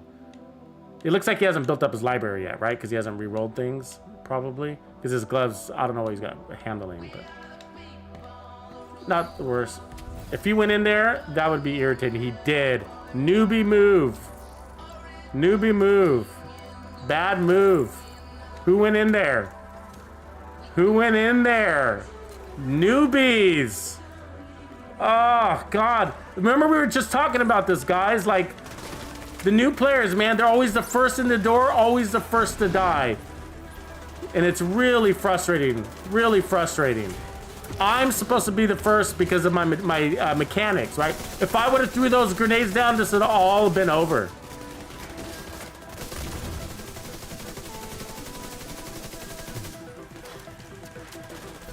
Who opened? Fuck that, man.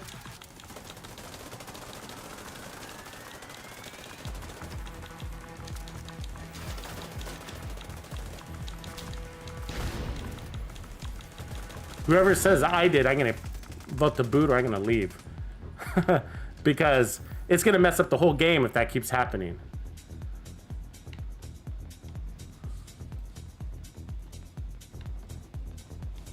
You know what I'm saying?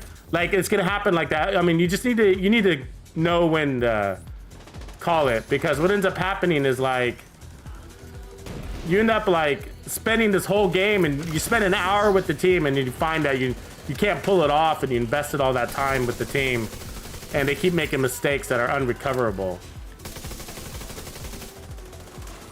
It happened to me yesterday, actually, where I was rolling with the team and it was a random matchmake, but they just had some bad strategies. Like, in the end, like, I was thinking about it afterwards, like, the boss, I mean, one of the guys was running a tank build, and then he would, like, go and chase an enemy in a corner and leave all three of us alone, and he's a tank, and he'd spend like an hour trying to kill one guy, just one guy. He spent an hour with him, and I don't think he ever did kill the guy. You know what I mean? While the rest of us are out there vulnerable down a man, you know what I mean? And it was just like, I was just kind of like, I don't get it. I don't get that move, you know?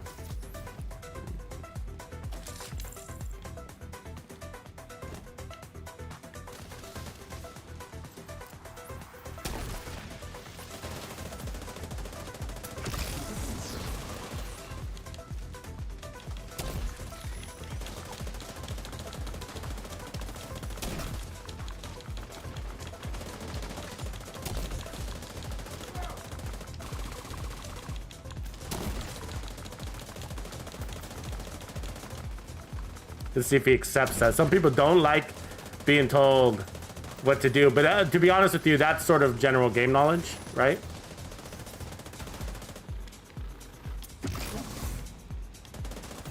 You know what I mean? Like, that's just the kind of respect for other players. It's just kind of like, that's something we all know, right? Am I breaking the news to you that you let the leader go first?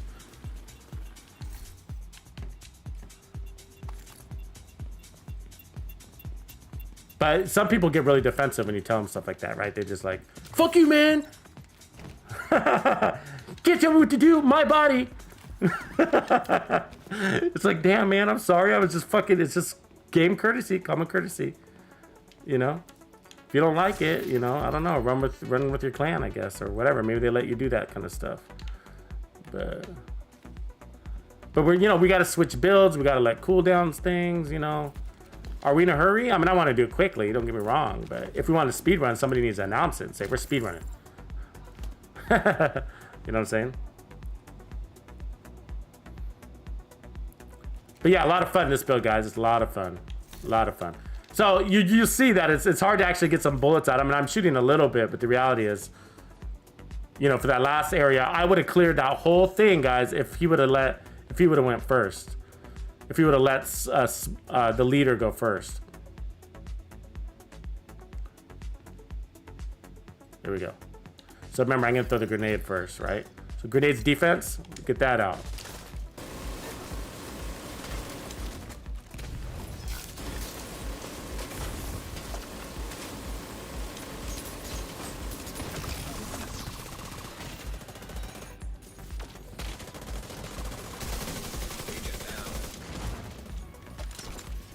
So because I'm the CC support guy, I try to be the one that does the picking up too.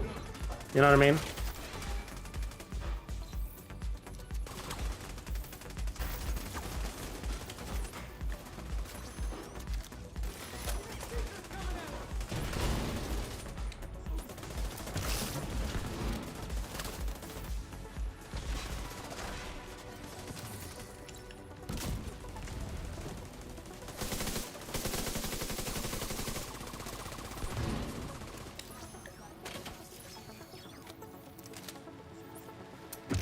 So even though there's only one guy left, I still throw the burster on him. That way, when his body goes down, it could trigger another burster.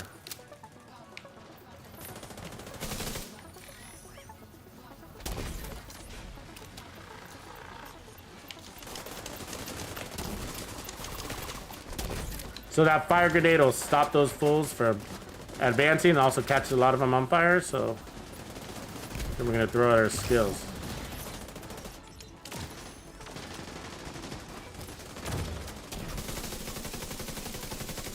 So yeah, you're really busy, then finally you get a shot up. But look at my skills. Look at the skills, they're already back. That's an amazing cooldown.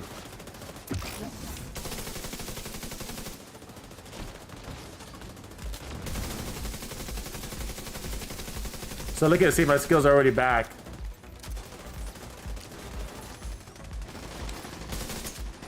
Now let's give them something to chew on. Little explosive dealio.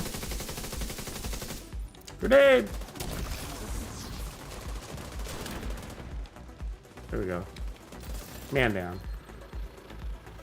Yeah, a lot of fun. So you're pretty busy. And so you kind of want to kick off the engagement. If you can get your group to let you do that, then that's what you want to do with this build. You throw out that grenade, catch everybody fired. That puts you on overcharge, right? And then you, start kicking butt from there. So with this, I'm going to put on the EMP just to help out the group a little bit.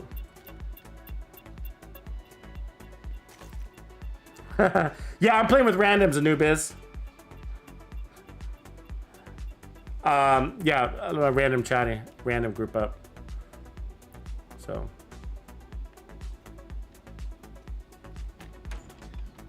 So, and it's not about you shooting first or not shooting first. It's about let the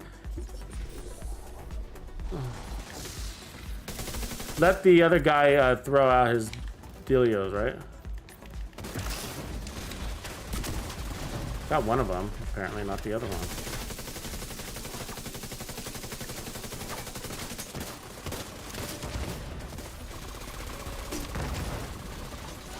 Ooh, he's almost got me with that fucking explosive. Medical assistance needed. Did they kill both of them? Throw my skill back on.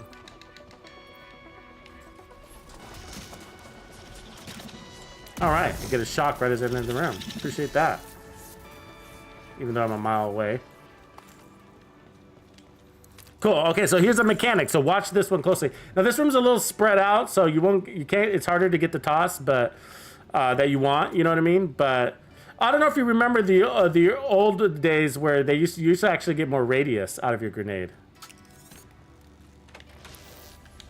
So basically, throw out your grenade, throw out your explosive, and then get your tags.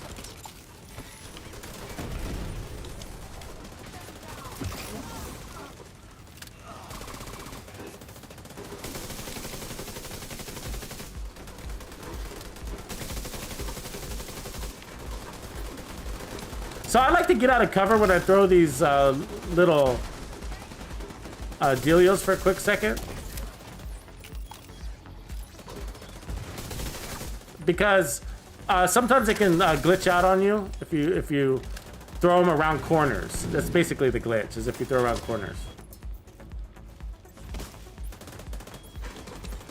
So you don't want to throw them around corners. So just watch your cover there.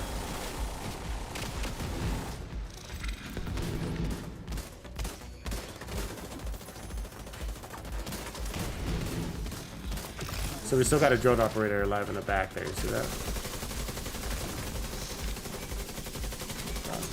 Medkit up after that explosion.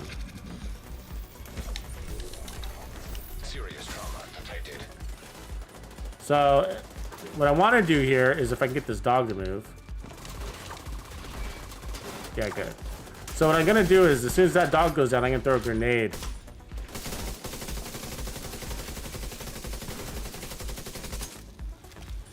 There we go. So I might get electrocuted, which would be the downside of this. System Yeah, I disrupted. did. Which sucks. So I got disrupted. But otherwise, I would have threw my skills out already. System back online. Luckily, that riot foam hit those. So good play by that guy. Here we go.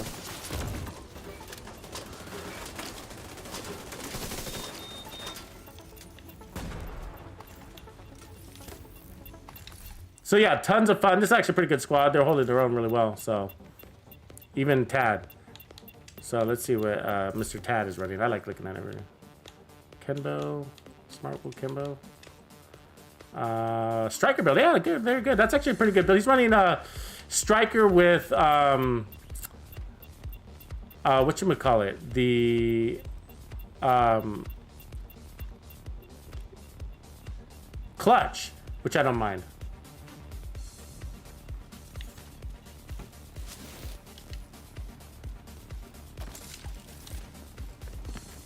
Throw out the fire, throw out the grenade. So that fire's gonna get those rushers, right? Boom.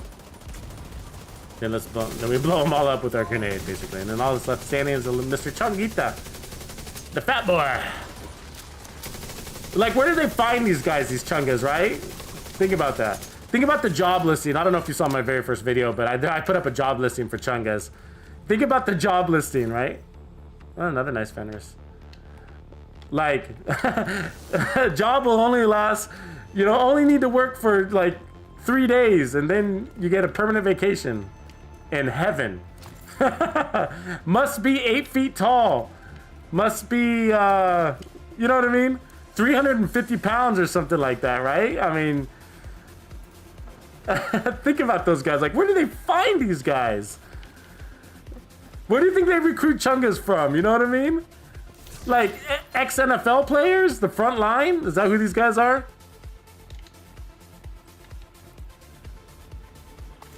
I might drop this chest piece to somebody who might really like it. It's actually a really good chest piece.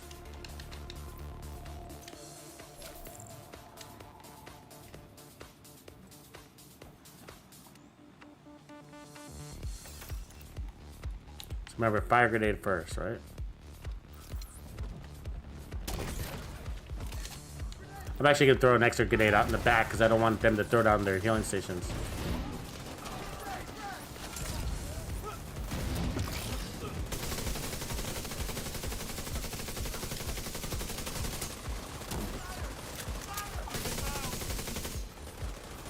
I don't know how they get the healing stations down anyways, right? Like, I mean, we got all of them, man. And they still got a healing station down? That's just bull. I don't know how that happens.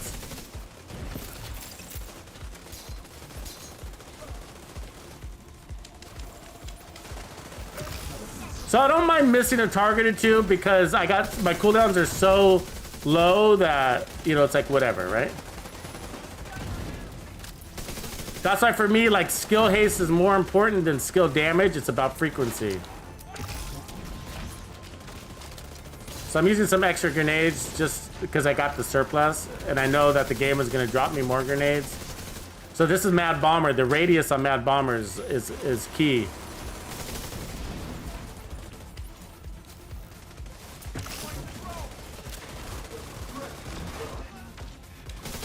There it is. We're almost done. Get rid of that medic.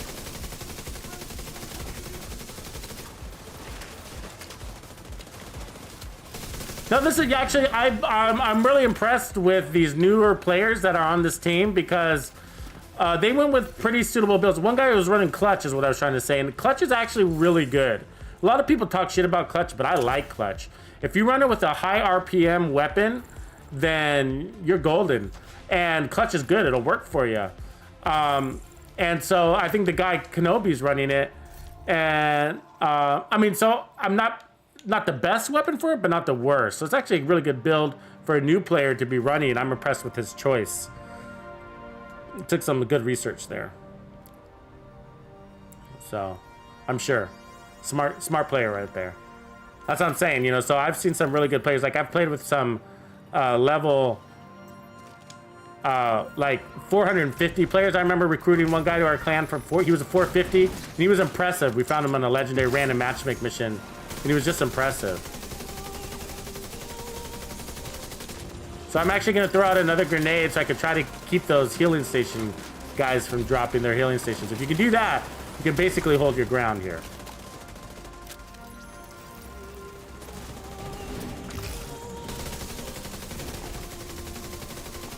Yeah, I mean, so the fact that we're doing this well and we got guys, nothing against new players, but I'm just saying, like, you know, we got newer guys on the team. That's impressive. It really is. Because, you know, they're lacking DPS usually. Not it's their fault, but, you know, they don't have the watch maxed out and all that stuff. So, yeah, and they're not, he's not running forward, the new player, Kenji. And so I thought, to tell you the truth, I thought it was Kenobi that was the one that ran through the door first. I thought that's who it was going to be. So I was a little surprised that it was Basquet.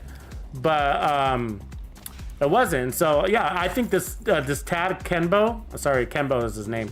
I think he's a really smart player. I think he knows what he's doing. And so that's what I'm saying. Like, it doesn't, and he's only 111, and he's holding his own. We're not crumbling. So, as a team. So I think that all the guys know what they're doing. So, not just him. I'm just saying. I'm picking on him because he's got the low watch level. And so you don't judge everybody by their watch level. So.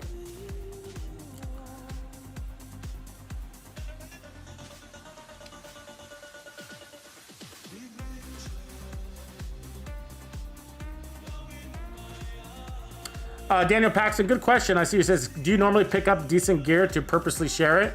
Yeah, just so it doesn't go to waste. Like, I didn't need that piece, but I knew that we had some newer guys in the team that might like it, so.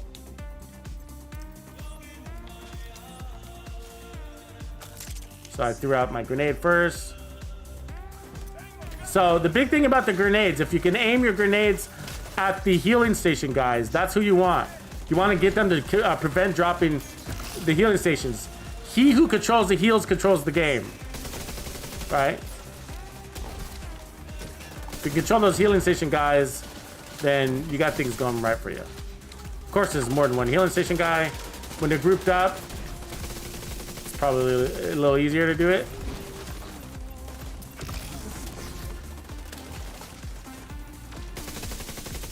Yeah, but I make hard choices when it comes to gear, you know. Unfortunately, I have to trash a lot of good stuff because I just don't have the room for it, you know.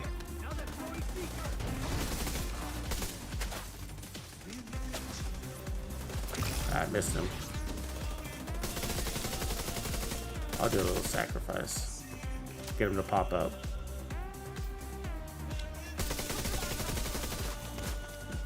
When it's the last guy, I mean, you can spend 20 minutes fucking with him, right? It's just like, yeah, no. MP7's good little SMG, guys. Look at that RPM, 950, second fastest in the game. That's faster than the CTAR, slower than the Vector, but right up there. The other good one is the P90. That's right there too. It's right up there. The P90 sits between the Vector and the MPX as far as power and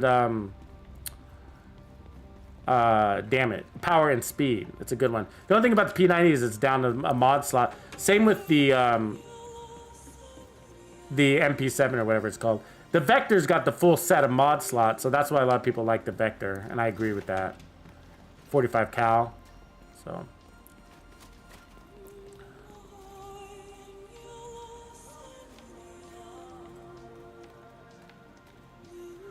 So I assume we're going upstairs. What do you guys think?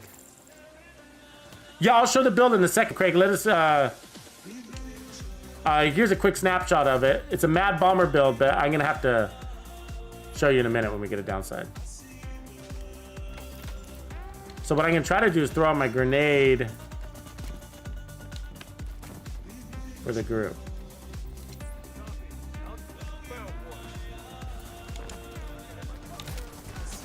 See that? An agent needs assistance. Vital signs critical. Oh, luckily somebody had a healing station. I mean, a reviver.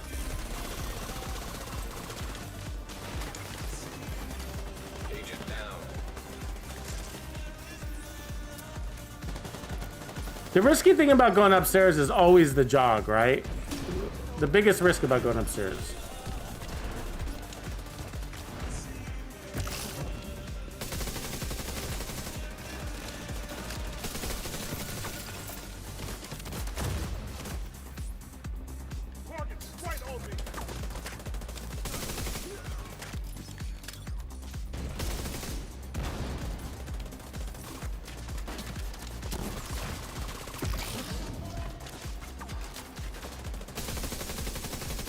See if I can get my little.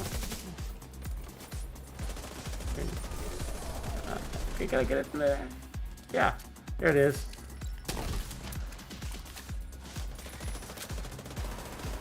Let's redirect it. I'm redirecting it. Gonna throw the fire grenade out.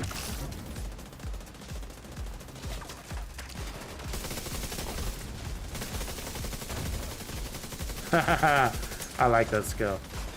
Let me help my homie. Assistance. Come on, Kimbo.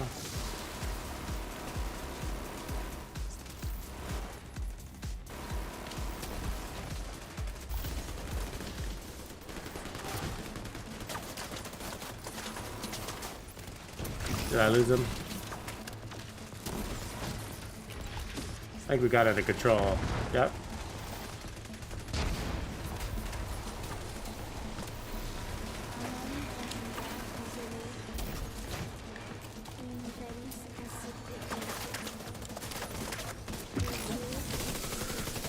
Yeah, I mean, if you can get a shot off like we just did, then that really helps extend the damage on those explosives. You know what I mean? With the in-sync. I'll show my build here in a second. Those that need to see it.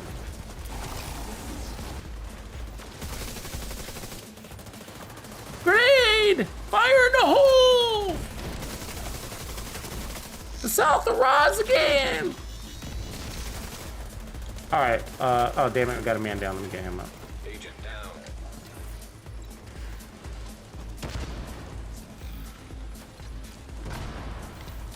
Okay, so here's the build. So it's centered around this chest piece. So Mad Bomber, again, it's not all we're using, but we're using the grenade to do a lot of things.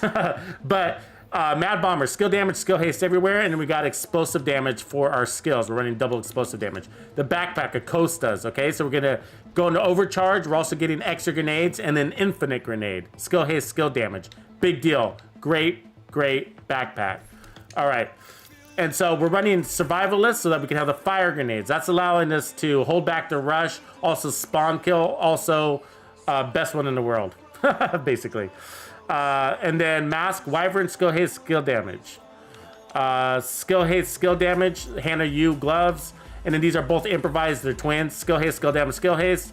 Skill haste, skill damage, skill haste. I'm running the Burster Firefly, it's absolutely awesome. 11 seconds cooldown, which is basically nothing. And then 13-second cooldown, I'm running the Burster Firefly. I mean the Seeker that explodes. And it's absolutely amazing. The cooldowns is what I mean. They're basically, if you notice, like I'm so busy throwing out my skills, because those, by the time you huck your thing, your cooldown has already started ticking away. So by the time it lands and all that stuff. So like, so basically you'll find that you're really busy using your skills, and you know, you just got to remember your mechanics. Throw the grenade, throw the skill, throw the grenade, throw the skill, basically. Get that, you have overcharge every 60 seconds. So, ooh, really good shotgun. Really good shotgun. Ooh, look at that. Really good, actually, Mad Bomber chest piece. Speaking of Mad Bomber. But,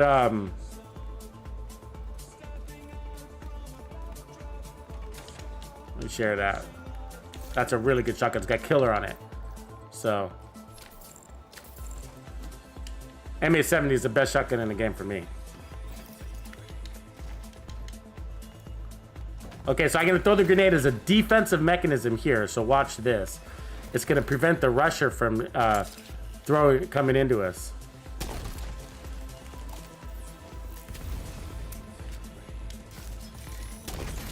Then I threw my explosive out. So that rusher, there's normally a rusher that comes and gets us right there. And so it holds it back. There's an elite rusher.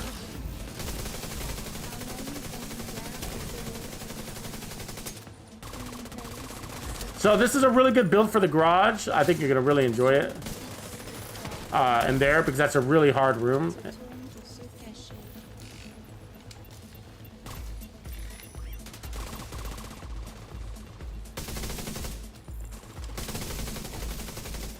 The riot foam is a really good synergy with this build. He's basically holding them in. Now, on a one-off kill, not a big deal, but like on groups, when he riot foams, it's basically getting the whole group. Ooh, really nice shotgun too.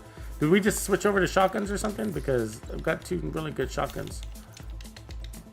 KSG. I actually like the KSG. A lot of people might not like it, but if you know how to play it right, like if you put pummel on it, actually, it's pretty nice.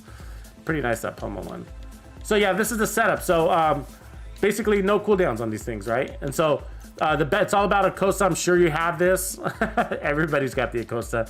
You never use it. This is one of the rarest, the few builds that actually makes use out of the Acosta.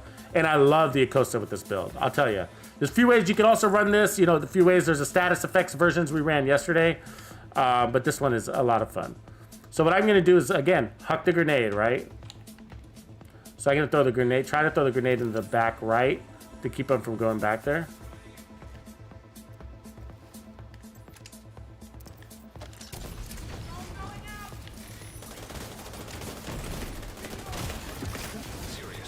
And we'll blow them up. So we got our little sticky bombs out there. They're technically sticky bombs. So the first wave is the drone operators. So they're the worst. And then you get a couple of rushers that come at you. So watch out for those, because they can clear the whole team.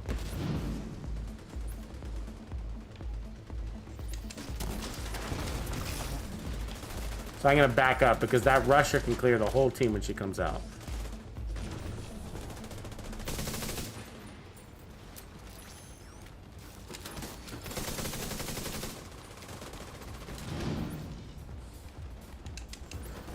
So I don't want to, so like I said, like, oh, that one went to waste.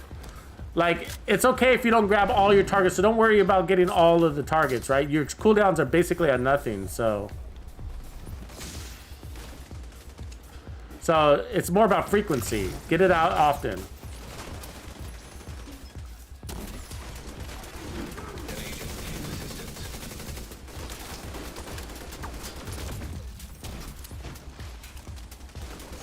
Haha, see that fire right there? Woo! That was a good one. Now we're gonna blow them up with the stickies. And they're all stuck too, so they're fucked. That group is fucked.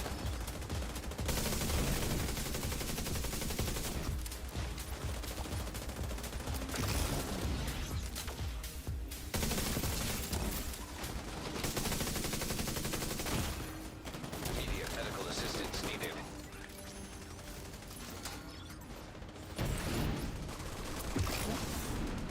Okay, I better heal up, huh? Just in case. You never know what's gonna come around the corner. Like the other day, yesterday's stream, like we flowed through Legendary and then it just all fell apart at the last boss. There were just some bad decisions. You know, we all make bad decisions, so I don't want to be sound hypercritical, but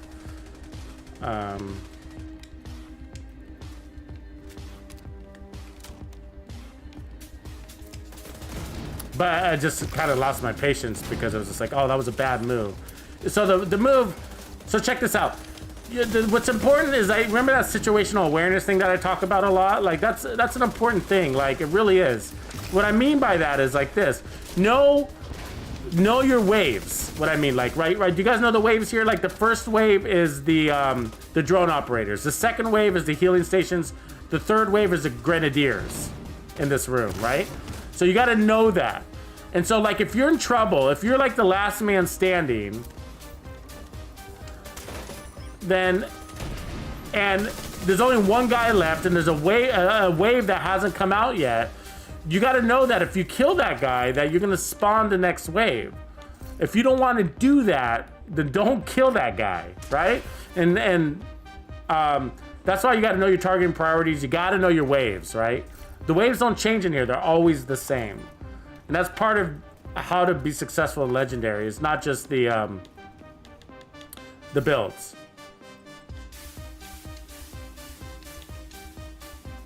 It's knowing the waves, for sure. Knowing the waves and the targeting priorities. Like, who do you want to kill first? Well, the drone ladies are the biggest threat. So after that, then it's gonna be the healing station and the grenadiers, right? Depending on who's available as a target.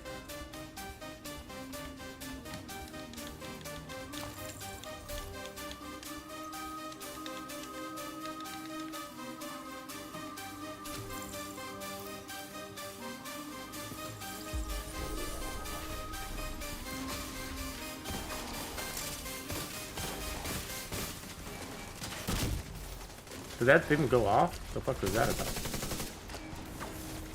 I see. I'll wait for it to come out.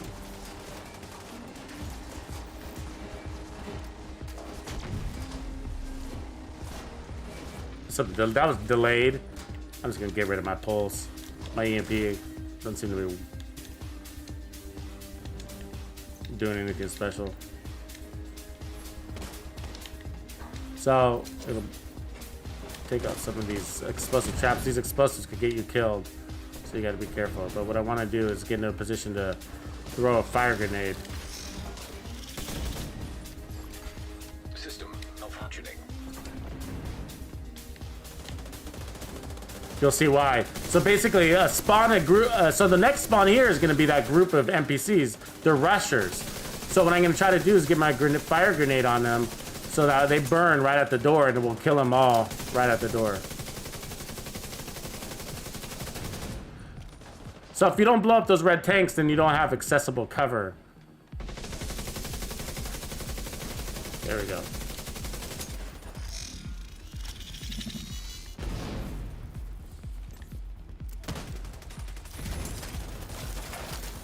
Oh, what the fuck? Vital signs critical. What the fuck was that? I killed myself? How? Agent incapacitated. How did I kill myself? Agent killed. The grenade came back and blew me up? Like, how did that happen? The hell was that?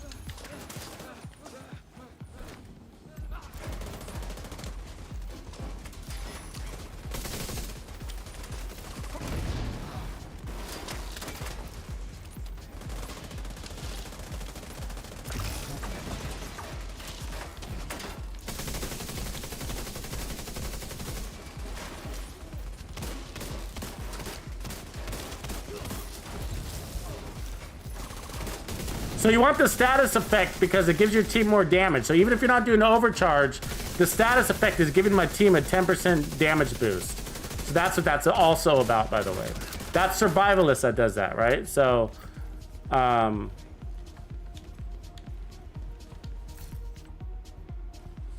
wait, there's still somebody alive back there? There's still a guy alive back there.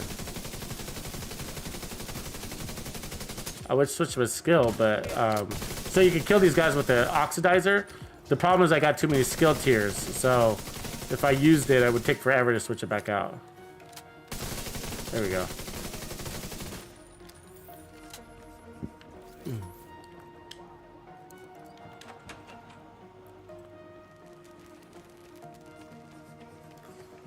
So here's another peek at the build. A ton of fun, guys. So Wyvern for the mask, skill damage and skill haste. China Light for the chest, skill damage, skill haste. Mad Bomber for that grenade radius. Hannah You gloves, skill haste, skill damage, and both my knees and holster look just like this. Skill haste, skill damage. And Acosta's.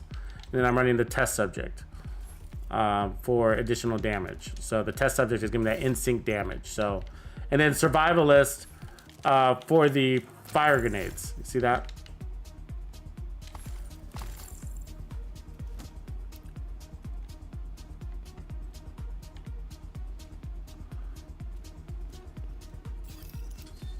Okay, so let's see if we do this right.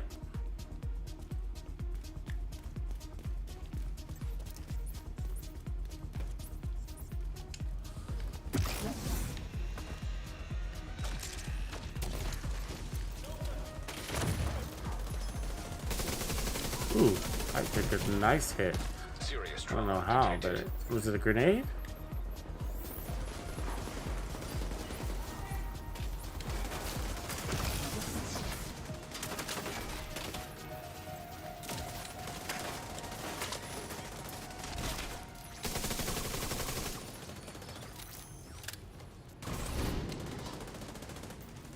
So this back left corner, this is the corner you want to protect right here, okay? So he knows that too. So he put his hive there. That was a smart move. Good move, Smart Wool. So you want to protect that back left corner, and because that's where they like to put their healing stations. So everything is about protecting that corner.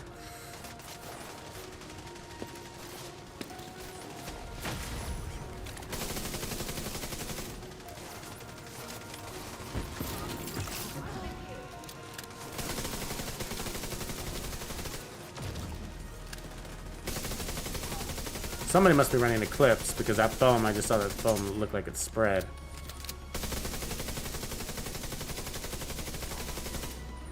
There we go. So watch this. So I'm gonna throw a grenade in the back here. So that's gonna keep them from throwing their healing stations in that corner. Now they can still throw them in other places, but it really puts them back on their heels.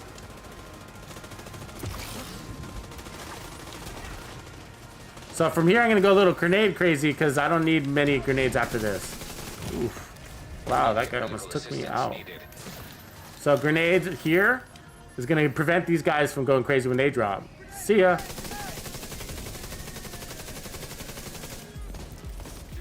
So I gotta get out of here because I'm gonna get fucked.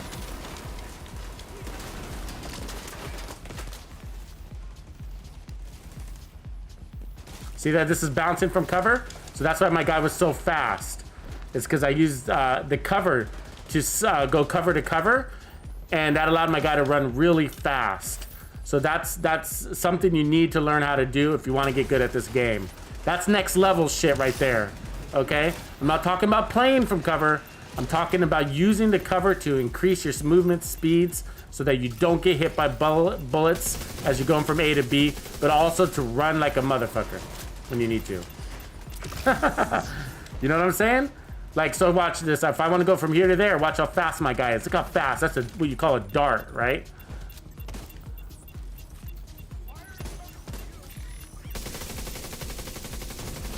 Ooh. Okay, so now I need to change my skills. So I'm going to change my skill because we're down to just the boss, right? So I can go to the burster to break his chain. And then I'm going to go to riot foam to, I mean, you can do something else, but I'm going to do the riot foam to basically keep him in an animation that he cannot stop.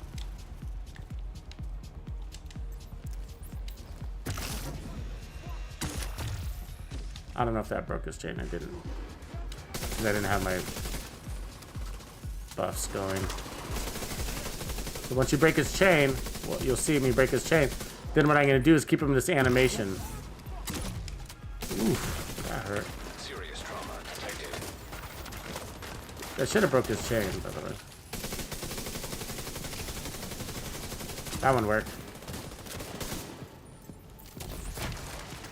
The other guy's doing the same thing, so we're doubling up, which is good.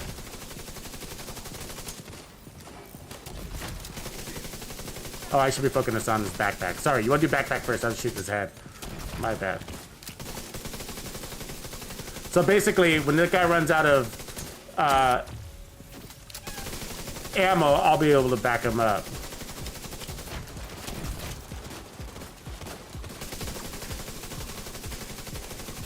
Whoever's got the right foam knows the strategy, so we're on the same page. This is good. This is the way you kill him. Easy, guys. It's always the same. It's always the same. It doesn't matter who you're running with, or what build, or even if you're solo. Right? You always do it the same way. You just stand here. There you go. Backpack broken. Now his chain will automatically get fixed when he breaks his back, when his backpack breaks. So look out for that.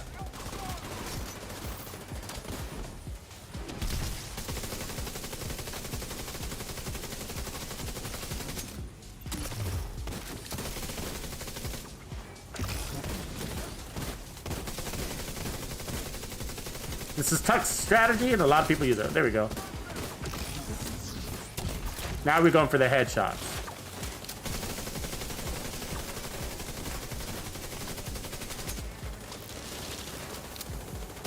So you can also use the Scorpio shotgun to prevent him from going down, right?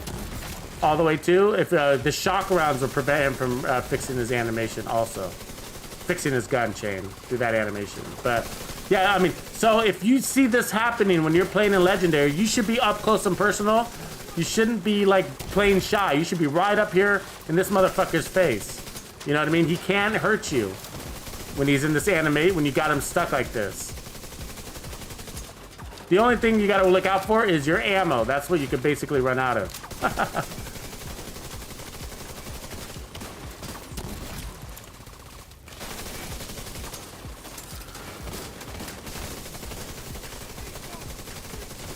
So I'm gonna catch him on fire too, might as well.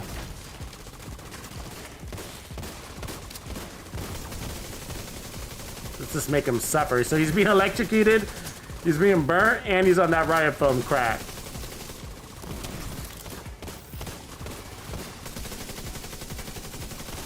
So yeah, we're killing it. We're killing it, boys. Ladies and gents, this is how you kill aggro really easy. Smart team. Impressed with the way they play. They did the job really well. Really good team. Everybody's on the same page. That means everybody studied up. They knew what they were doing. So MK16 with Optimus. That's not bad. Blast radius. Oh, somebody might like that. So let me grab that. Oh, I got an exotic. So.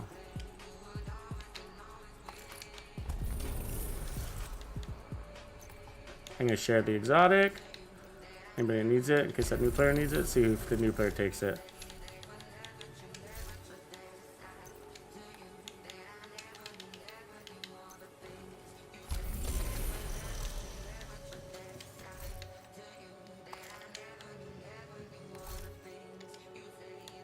You bet, buddy.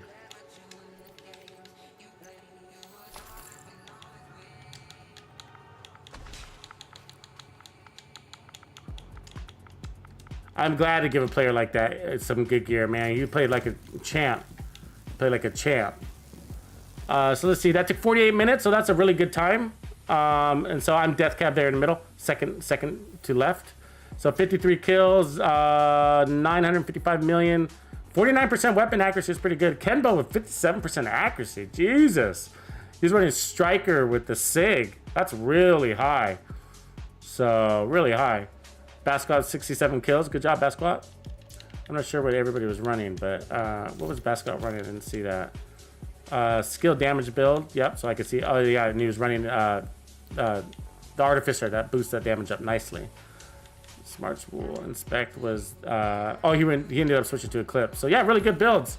Good team play happening there. Let's give him the GGs. I think I already looked at this shit, didn't I? Yeah, so I just need to trash it, probably. So what do you guys think about that build? Let me show it off one more time here. So, survivalist, okay? That's key because you want the fire grenades. I mean, you can go with the different grenade. The fire grenade is just like really good because it's got that radius, right? It's got that really big radius as it sits. And then Mad Bomber is going to make it even bigger. So... Maserati Sombrati, what's going on? And why is your name so cool, man? And thank you for that super chat. But why is your name so cool? Maserati Sombrati? Holy shit, I like your name, man. Oh, man. Is that made up or is that real? Because that's a cool ass name. If I was born with that name, man, I don't know what I would be doing. Super cool. I appreciate that, Maserati Sombrati. Thanks for that super chat, man. Thanks for supporting me and therefore the community, because that's what I like to do, man, is keep this community stuck together like glue. You know what I mean? So yeah, man. So I appreciate you supporting the cause. Thanks a lot. What's up? By the way, those of you that are not in the Players Club, you need to join. It is the place to be. We got a lot of Division 2 communities coming together, and the Players Club gives you some nice perks to go along with it. We got those classified secret builds like the Red Foundry that was just released last week, and I'm working on a brand new one for you. I got stacked Players Club builds coming out, so trying to get in them to everybody, but as soon as I can. But yeah, please join the Players Club, man. It's a place to be. If you want to get into those secret builds, those classified builds, then you need to choose at least a true Bandido member level. So I invite you to do that, dropping links in the feed. So, appreciate you, Maserati. So I know I missed a lot of your chats because I was kind of doing that legendary, but that was a good legendary run, 45 minutes. That's basically, I think, top tier for a team. I mean, you can definitely do it faster, right? But for a team that's not on comms, that is not talking together, we had a player that's only had a watch 100, which means he was missing out on some DPS. Like, that's a really good time. Like, the expectations got to be, you know, realistic. That was I was impressed with him. So sorry if I did miss some of your comments and questions. I'm going to scroll through and see if I can grab some of them now. But if you haven't liked or subscribed, I invite you to do that right now. Let's see. Anubis, yeah, it's about common sense and synergy. Yup, good stuff. And so it's nice when you random group up with a team that's bringing that with you, right? I mean, that's bringing that with them. So this is the build we just run. This is legendary top tier skill damage build. That's a crowd control skill damage build, all right?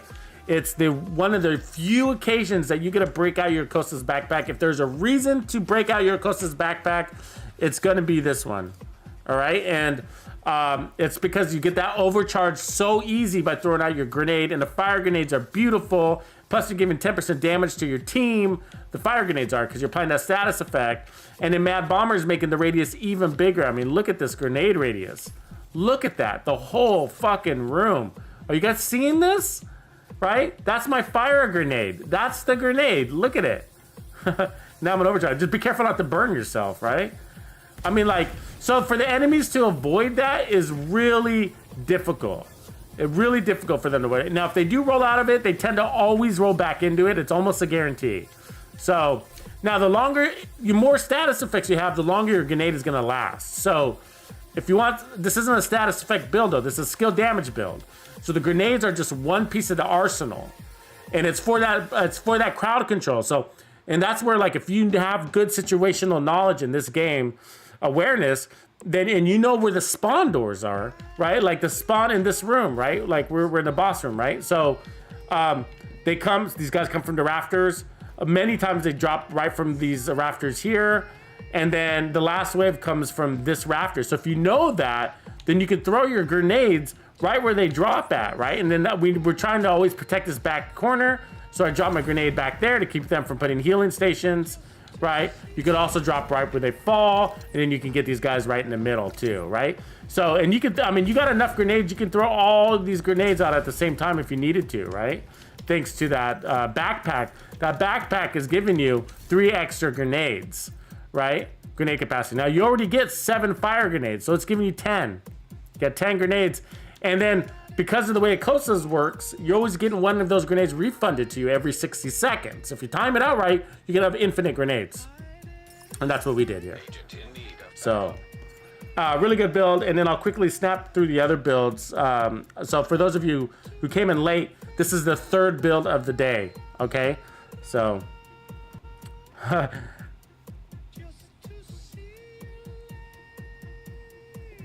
yeah, Veiling Power, like, what is the sorcery that you're doing, Tux, with there's no skill cooldowns? How come he's so busy with it? Yeah, it is sorcery. It would probably look like sorcery if you don't know. Where do you recruit chungas? Huh, AR. True story. Let's see, scrolling through questions here.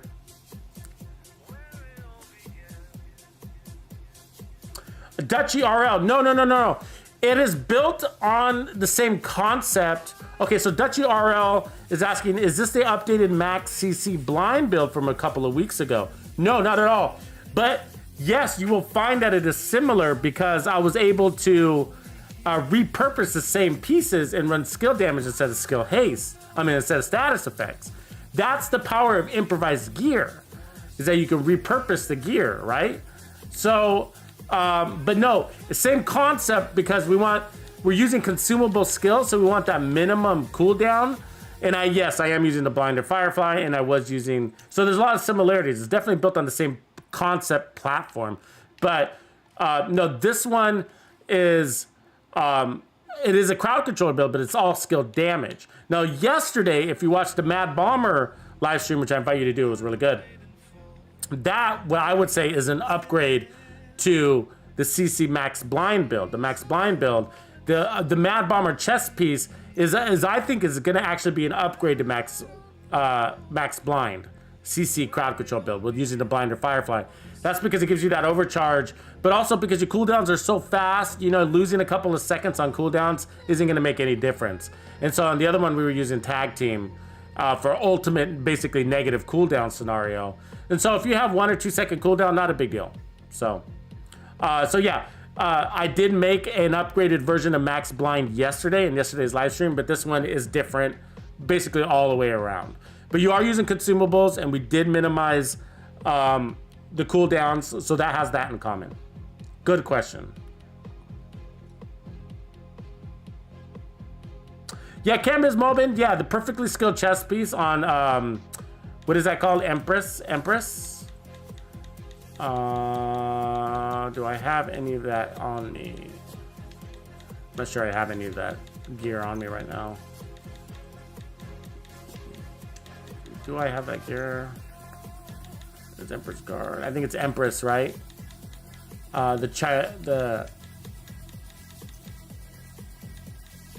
There it is, Empress International. So Empress International has a named, I think it's a backpack, right? Is it the backpack or is it the chest? No, it's the chest. Which is perfectly skilled. So if you can guarantee yourself a kill, these are like, what is it, like a 33% chance that it's gonna refund, cancel your cooldowns. To tell you the truth, I've never actually tried it, and I've never used it. Just because I think it does work. I know that some people have, and I've seen them use it, and I think it works sometimes, but not 100% of the time. And so reliability is really important for me. So I feel like this is more reliable. You know your cooldowns. You know you're going to get your skills. At the loss of basically nothing, because I got skill damage everywhere, right? So I got skill damage here, skill damage here. I mean, I guess I could run 3-piece... well, I don't even know if I would do that, right? I'm trying to think about how I would fit that 3-piece Empress in. I mean, I guess to get rid of Hannah Yu and run 3-piece Empress would probably be the way to go. If I was to do that. And then just move the China Light to a different part so that we could run that chess piece. But you're getting skill health, which I wouldn't need. The skill efficiency would be nice, because that gives you 10% skill damage and 10% skill haste. But I'm not super needy on the skill health, which would give you double skill health also. Not the worst thing, but you just don't really need it with these skills. But so I mean, that's a way to go. That's what I'm just kind of thinking through it, thinking out loud. But it's definitely a way to go. I just feel like for me, this has more reliability, and I think reliability in a build is really important. Where perfectly skilled, I don't think it's a guarantee, right? I mean, I don't have it in front of me, but it's not a guarantee. Isn't it something like 33% chance that it'll wipe? Basically, 1 out of 3 kills will eliminate your cooldowns. So, I mean, you could go on a lucky streak and get those 3 kills back to back, but I don't know. I guess I'll have to try it out one day and see.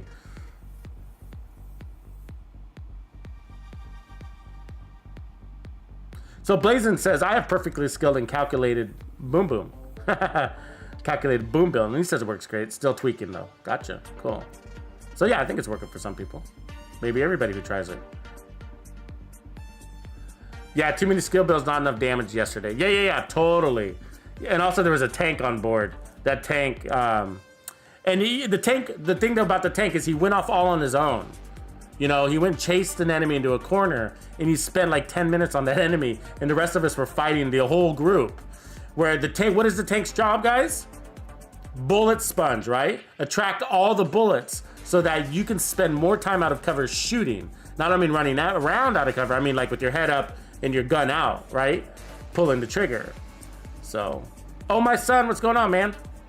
I didn't see that. Sorry if I missed you earlier entering the chat feed, live stream. I was killing fools. Let's see, Adrian Rodriguez, what's going on with you, man? Members are able to come play with me. I am limited to the Xbox, Adrian, so that is something to consider. But I do also have a channel on Discord. It is a members only channel within our big Discord. And so if you want to connect with me, that's also a really good time to connect. But I'm down to play with anybody that's in the Players Club on Xbox, of course, just because I'm limited to that platform. So Maserati says, I respect your humility, especially when you shout out respect to the bandits. Thanks, man. I love my banditos. My rascally bandits. I'm loving the new Xbox, Mario Hornsby.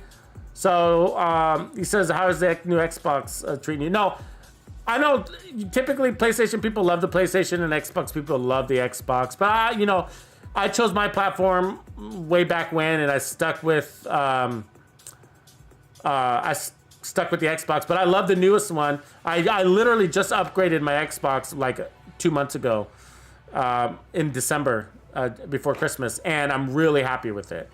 The picture was just like, whoa, really nice picture. The speed was improved. I do like the new controller. It doesn't look a lot different, but is a little bit more ergonomic, definitely lighter weight. And I feel like the thumbs joysticks have a little bit more control with them inside them. So yeah, I'm liking it. I'd recommend the Xbox to anybody.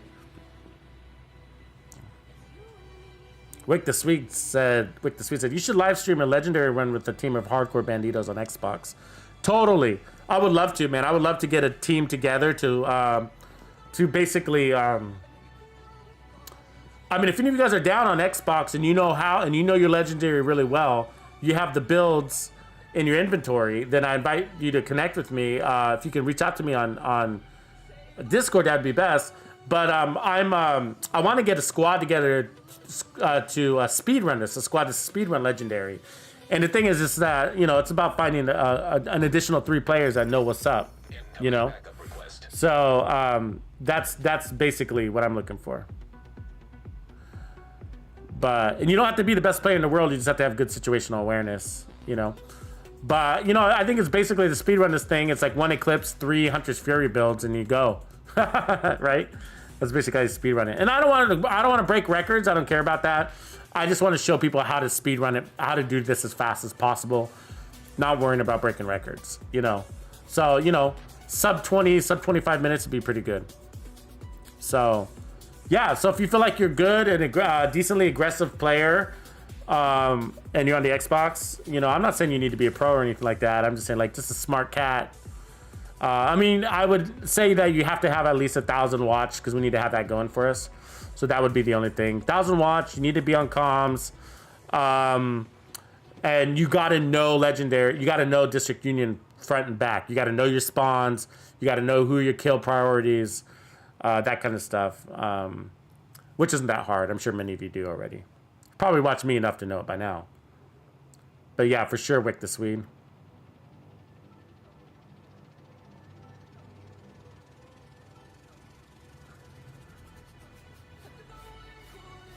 Frankendreads says, evening Tux, nice channel build, etc. Shame you're not on PC though. I wish I could multi-platform, man, but it's just like a big commitment. You know what I mean? Frankendreads.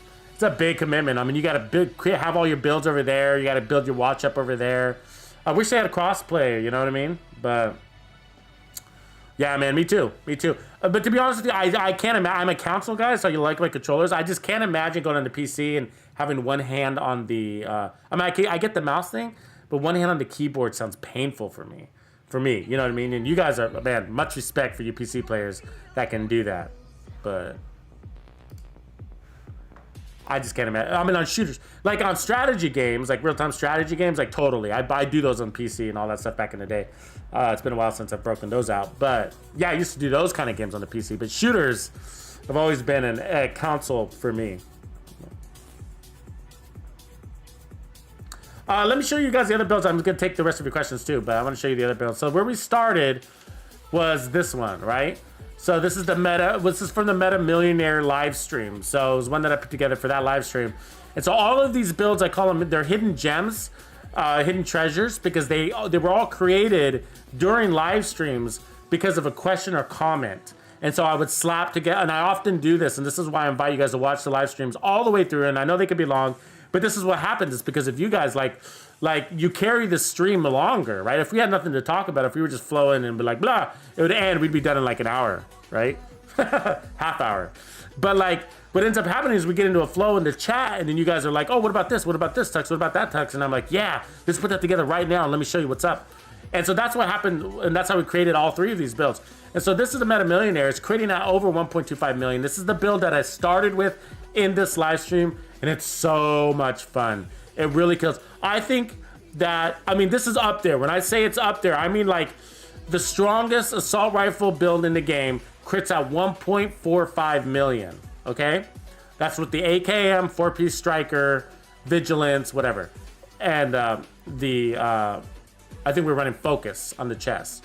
So that's the strongest assault rifle in the game, but it's very limited. It's situational because you gotta use focus, which means you're in scope all the time, which means you can't move about too much, right? This one is hitting just under that. Now I clocked it at 1.25. That's just because I wasn't able to track it higher, but the reality is it does hit higher. And I think that it's probably around 1.3, 1.35. So it's just under the hardest hitting build, assault rifle build in the game. Just under at 1.35. So this one's a ton of fun. It's just all crit damage and weapon damage. So we got 6 red skill tiers. Red weapon damage tiers. 6 reds. So that way when you pick up that single trophy, that kill confirm, you're getting 30% weapon damage boost on top of the 30% that's stacked on your backpack when you have 30 trophies saved back there. Plus you're getting bonus armor, skill efficiency, and 3% armor regen. Plus you got 10% armor and kill, ammo regeneration. And then there's no crit chance on the build whatsoever. We got headshot damage, crit damage, and then we're getting 50%, which is actually 65% amplified damage off of the chest piece because of strikers. And then we're also getting 15% more rate of fire and weapon handling. Big deal. We got crit damage everywhere, crit damage, more crit damage, right? 4 pieces there. But if you look at the gun, the RPMs went up at 1,035. So if you love the chameleon, but you don't like the whole stacking thing, this build cures that because of the boosted RPM and the additional shots you're landing thanks to the more weapon handling. You're basically getting those stacks faster and more often. So this is giving you 50% more crit chance. 20% more crit chance, 50% more crit damage, 90% more weapon damage, okay? That's an additional 6 red tiers. So that's like having 12 red tiers on the build. Plus 2 more because of the backpack when you're picking up a trophy. So this is like having basically 14 red tiers. And then you got crit damage on top of that and amplified damage on top of that. So we're at 200, and I think it's, let me see, what, plus 40. So we're at 200% crit damage. Is that right? Yeah. Yeah, 200% crit damage. And then, what else? What else do we got? Adaptive instincts are giving us crit chance, crit damage, and 90% weapon damage. We already got that. So, yeah, that's the build. I use these. I found these are better than running heals. So I got the decoy and the banshee pulls. So, yeah, really good build. Really good. 3% armor regeneration, 10% armor on kill, 1 blue core. So that was the first build we ran. All right, so let me show you the second build. It was the CTAR Striker. So this is really about the CTAR. Don't let that confuse you.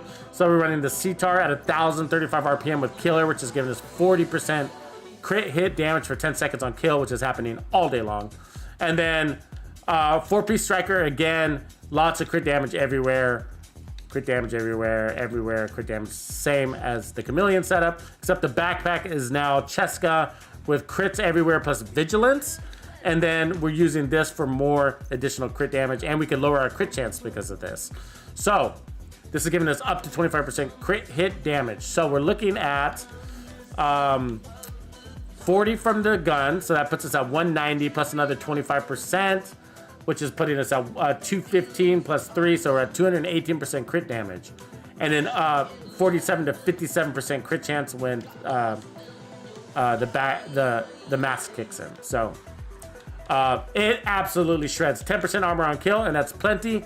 If you watched the gameplay footage earlier, you can see that you're killing so hard and so fast that 10% armor and kill is plenty. You don't need more. So, totally fun. Totally fun. And this one's about the CTAR. It's about that CTAR burst damage. It's about burst damage, bursting everywhere. Because of Striker, and then you get the then you got the power and longevity coming off behind it because of that amplified damage. So, again, it's a really good setup for Striker because Striker is about landing hits and building up those amplified damage stacks to 100, which is going to give you 65% amplified damage. And the CTAR helps you get there faster, basically. So, and reliably. Martin Parr. That's a cool mask you got there. Greetings from Estonia. Yeah, appreciate that, man. It's the same mask as my character, if you notice that. So, yeah, I am the Tuxedo Bandito in and outside the game. So yeah, we're wearing the same mask. How do you zoom in on this shit? Zoom in. There we go. Yeah, so I'm gonna zoom in a little bit more. And where's my tilt? Camera tilt. Yeah. So yeah, see, we're twinsies. But yeah, I have a lot of fun with this mask, man. I like this game with the mask thing. I like the hunter masks and the mystery behind that.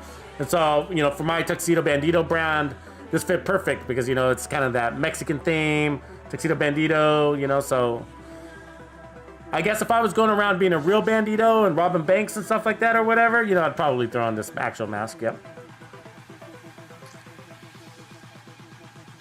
No, it's good question, Scott OG. So good question.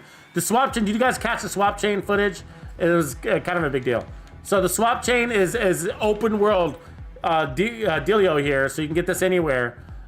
Just farm SMGs and it will drop. It is the best backup weapon in the game. Now it accepts the 8x scope, okay? So for a backup weapon, I run it with the 8x scope and then I put accuracy on here. So perfect and wavering. So when you swap to this weapon, it grants 400% weapon handling for 5 seconds and kills refresh that. Okay? But it's got the second highest RPM in the game behind the Vector. It's got 950 base RPM. Striker's buffing that.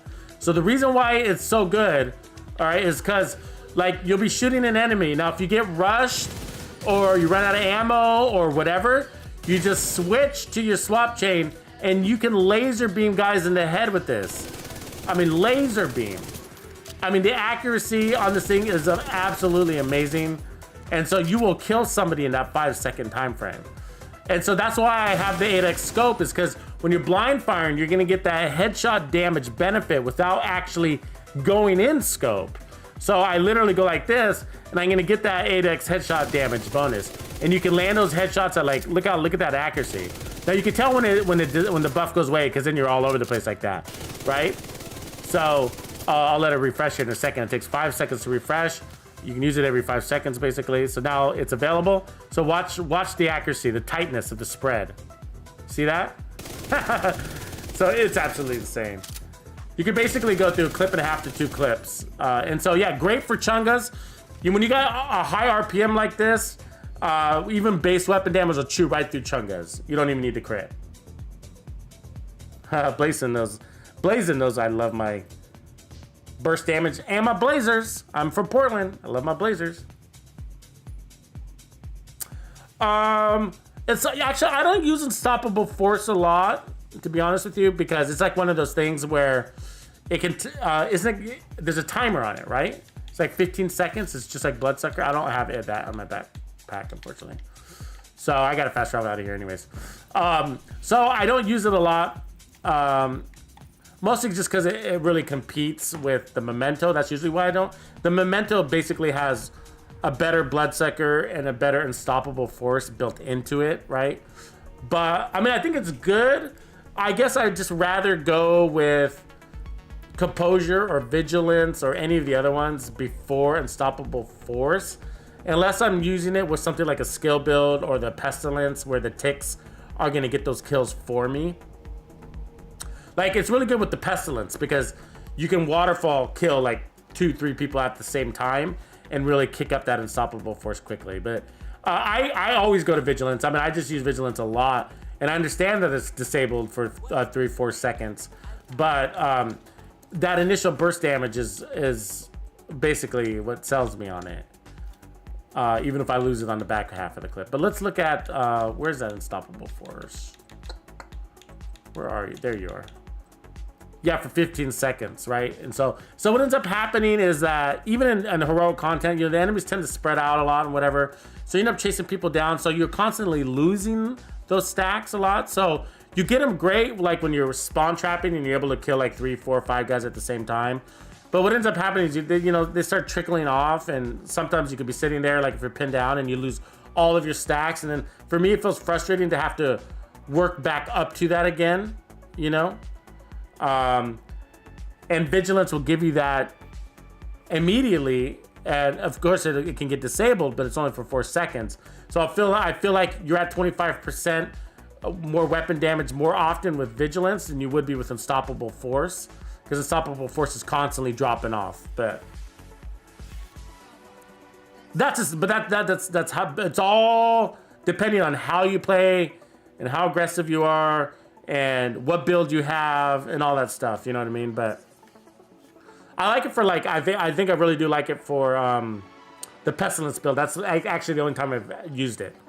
And then I do think about it for some skill builds, but it turns out that I end up going with combined arms anyways for skill builds. It's usually the best way to go in the backpack if I'm not running the memento. So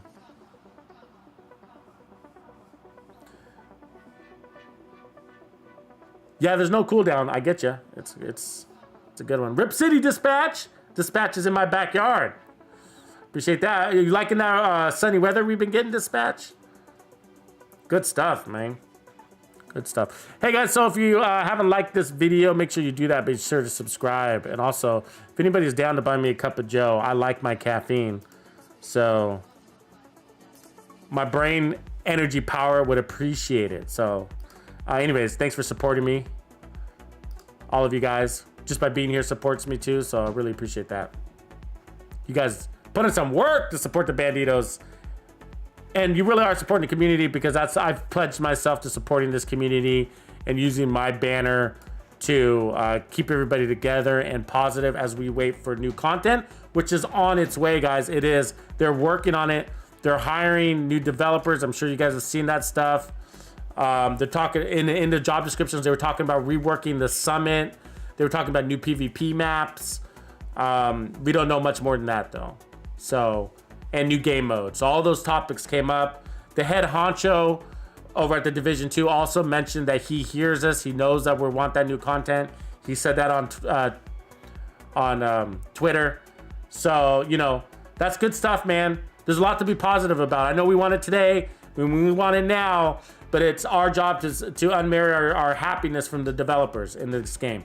You are on my channel because you love the Division 2 and you're as passionate about it as I am. That's why you're here in this community. And so I've pledged myself and the Tuxedo Bandido brand and all of the Bandido resources to keeping you entertained and energized now and into the future. All right, so that's my pledge to you. So I really appreciate you guys supporting me in all the ways that you do, because that's keeping the dream alive for all of us, not just me. So with those nice words, I'm gonna peace out, yo. I will see you guys mañana.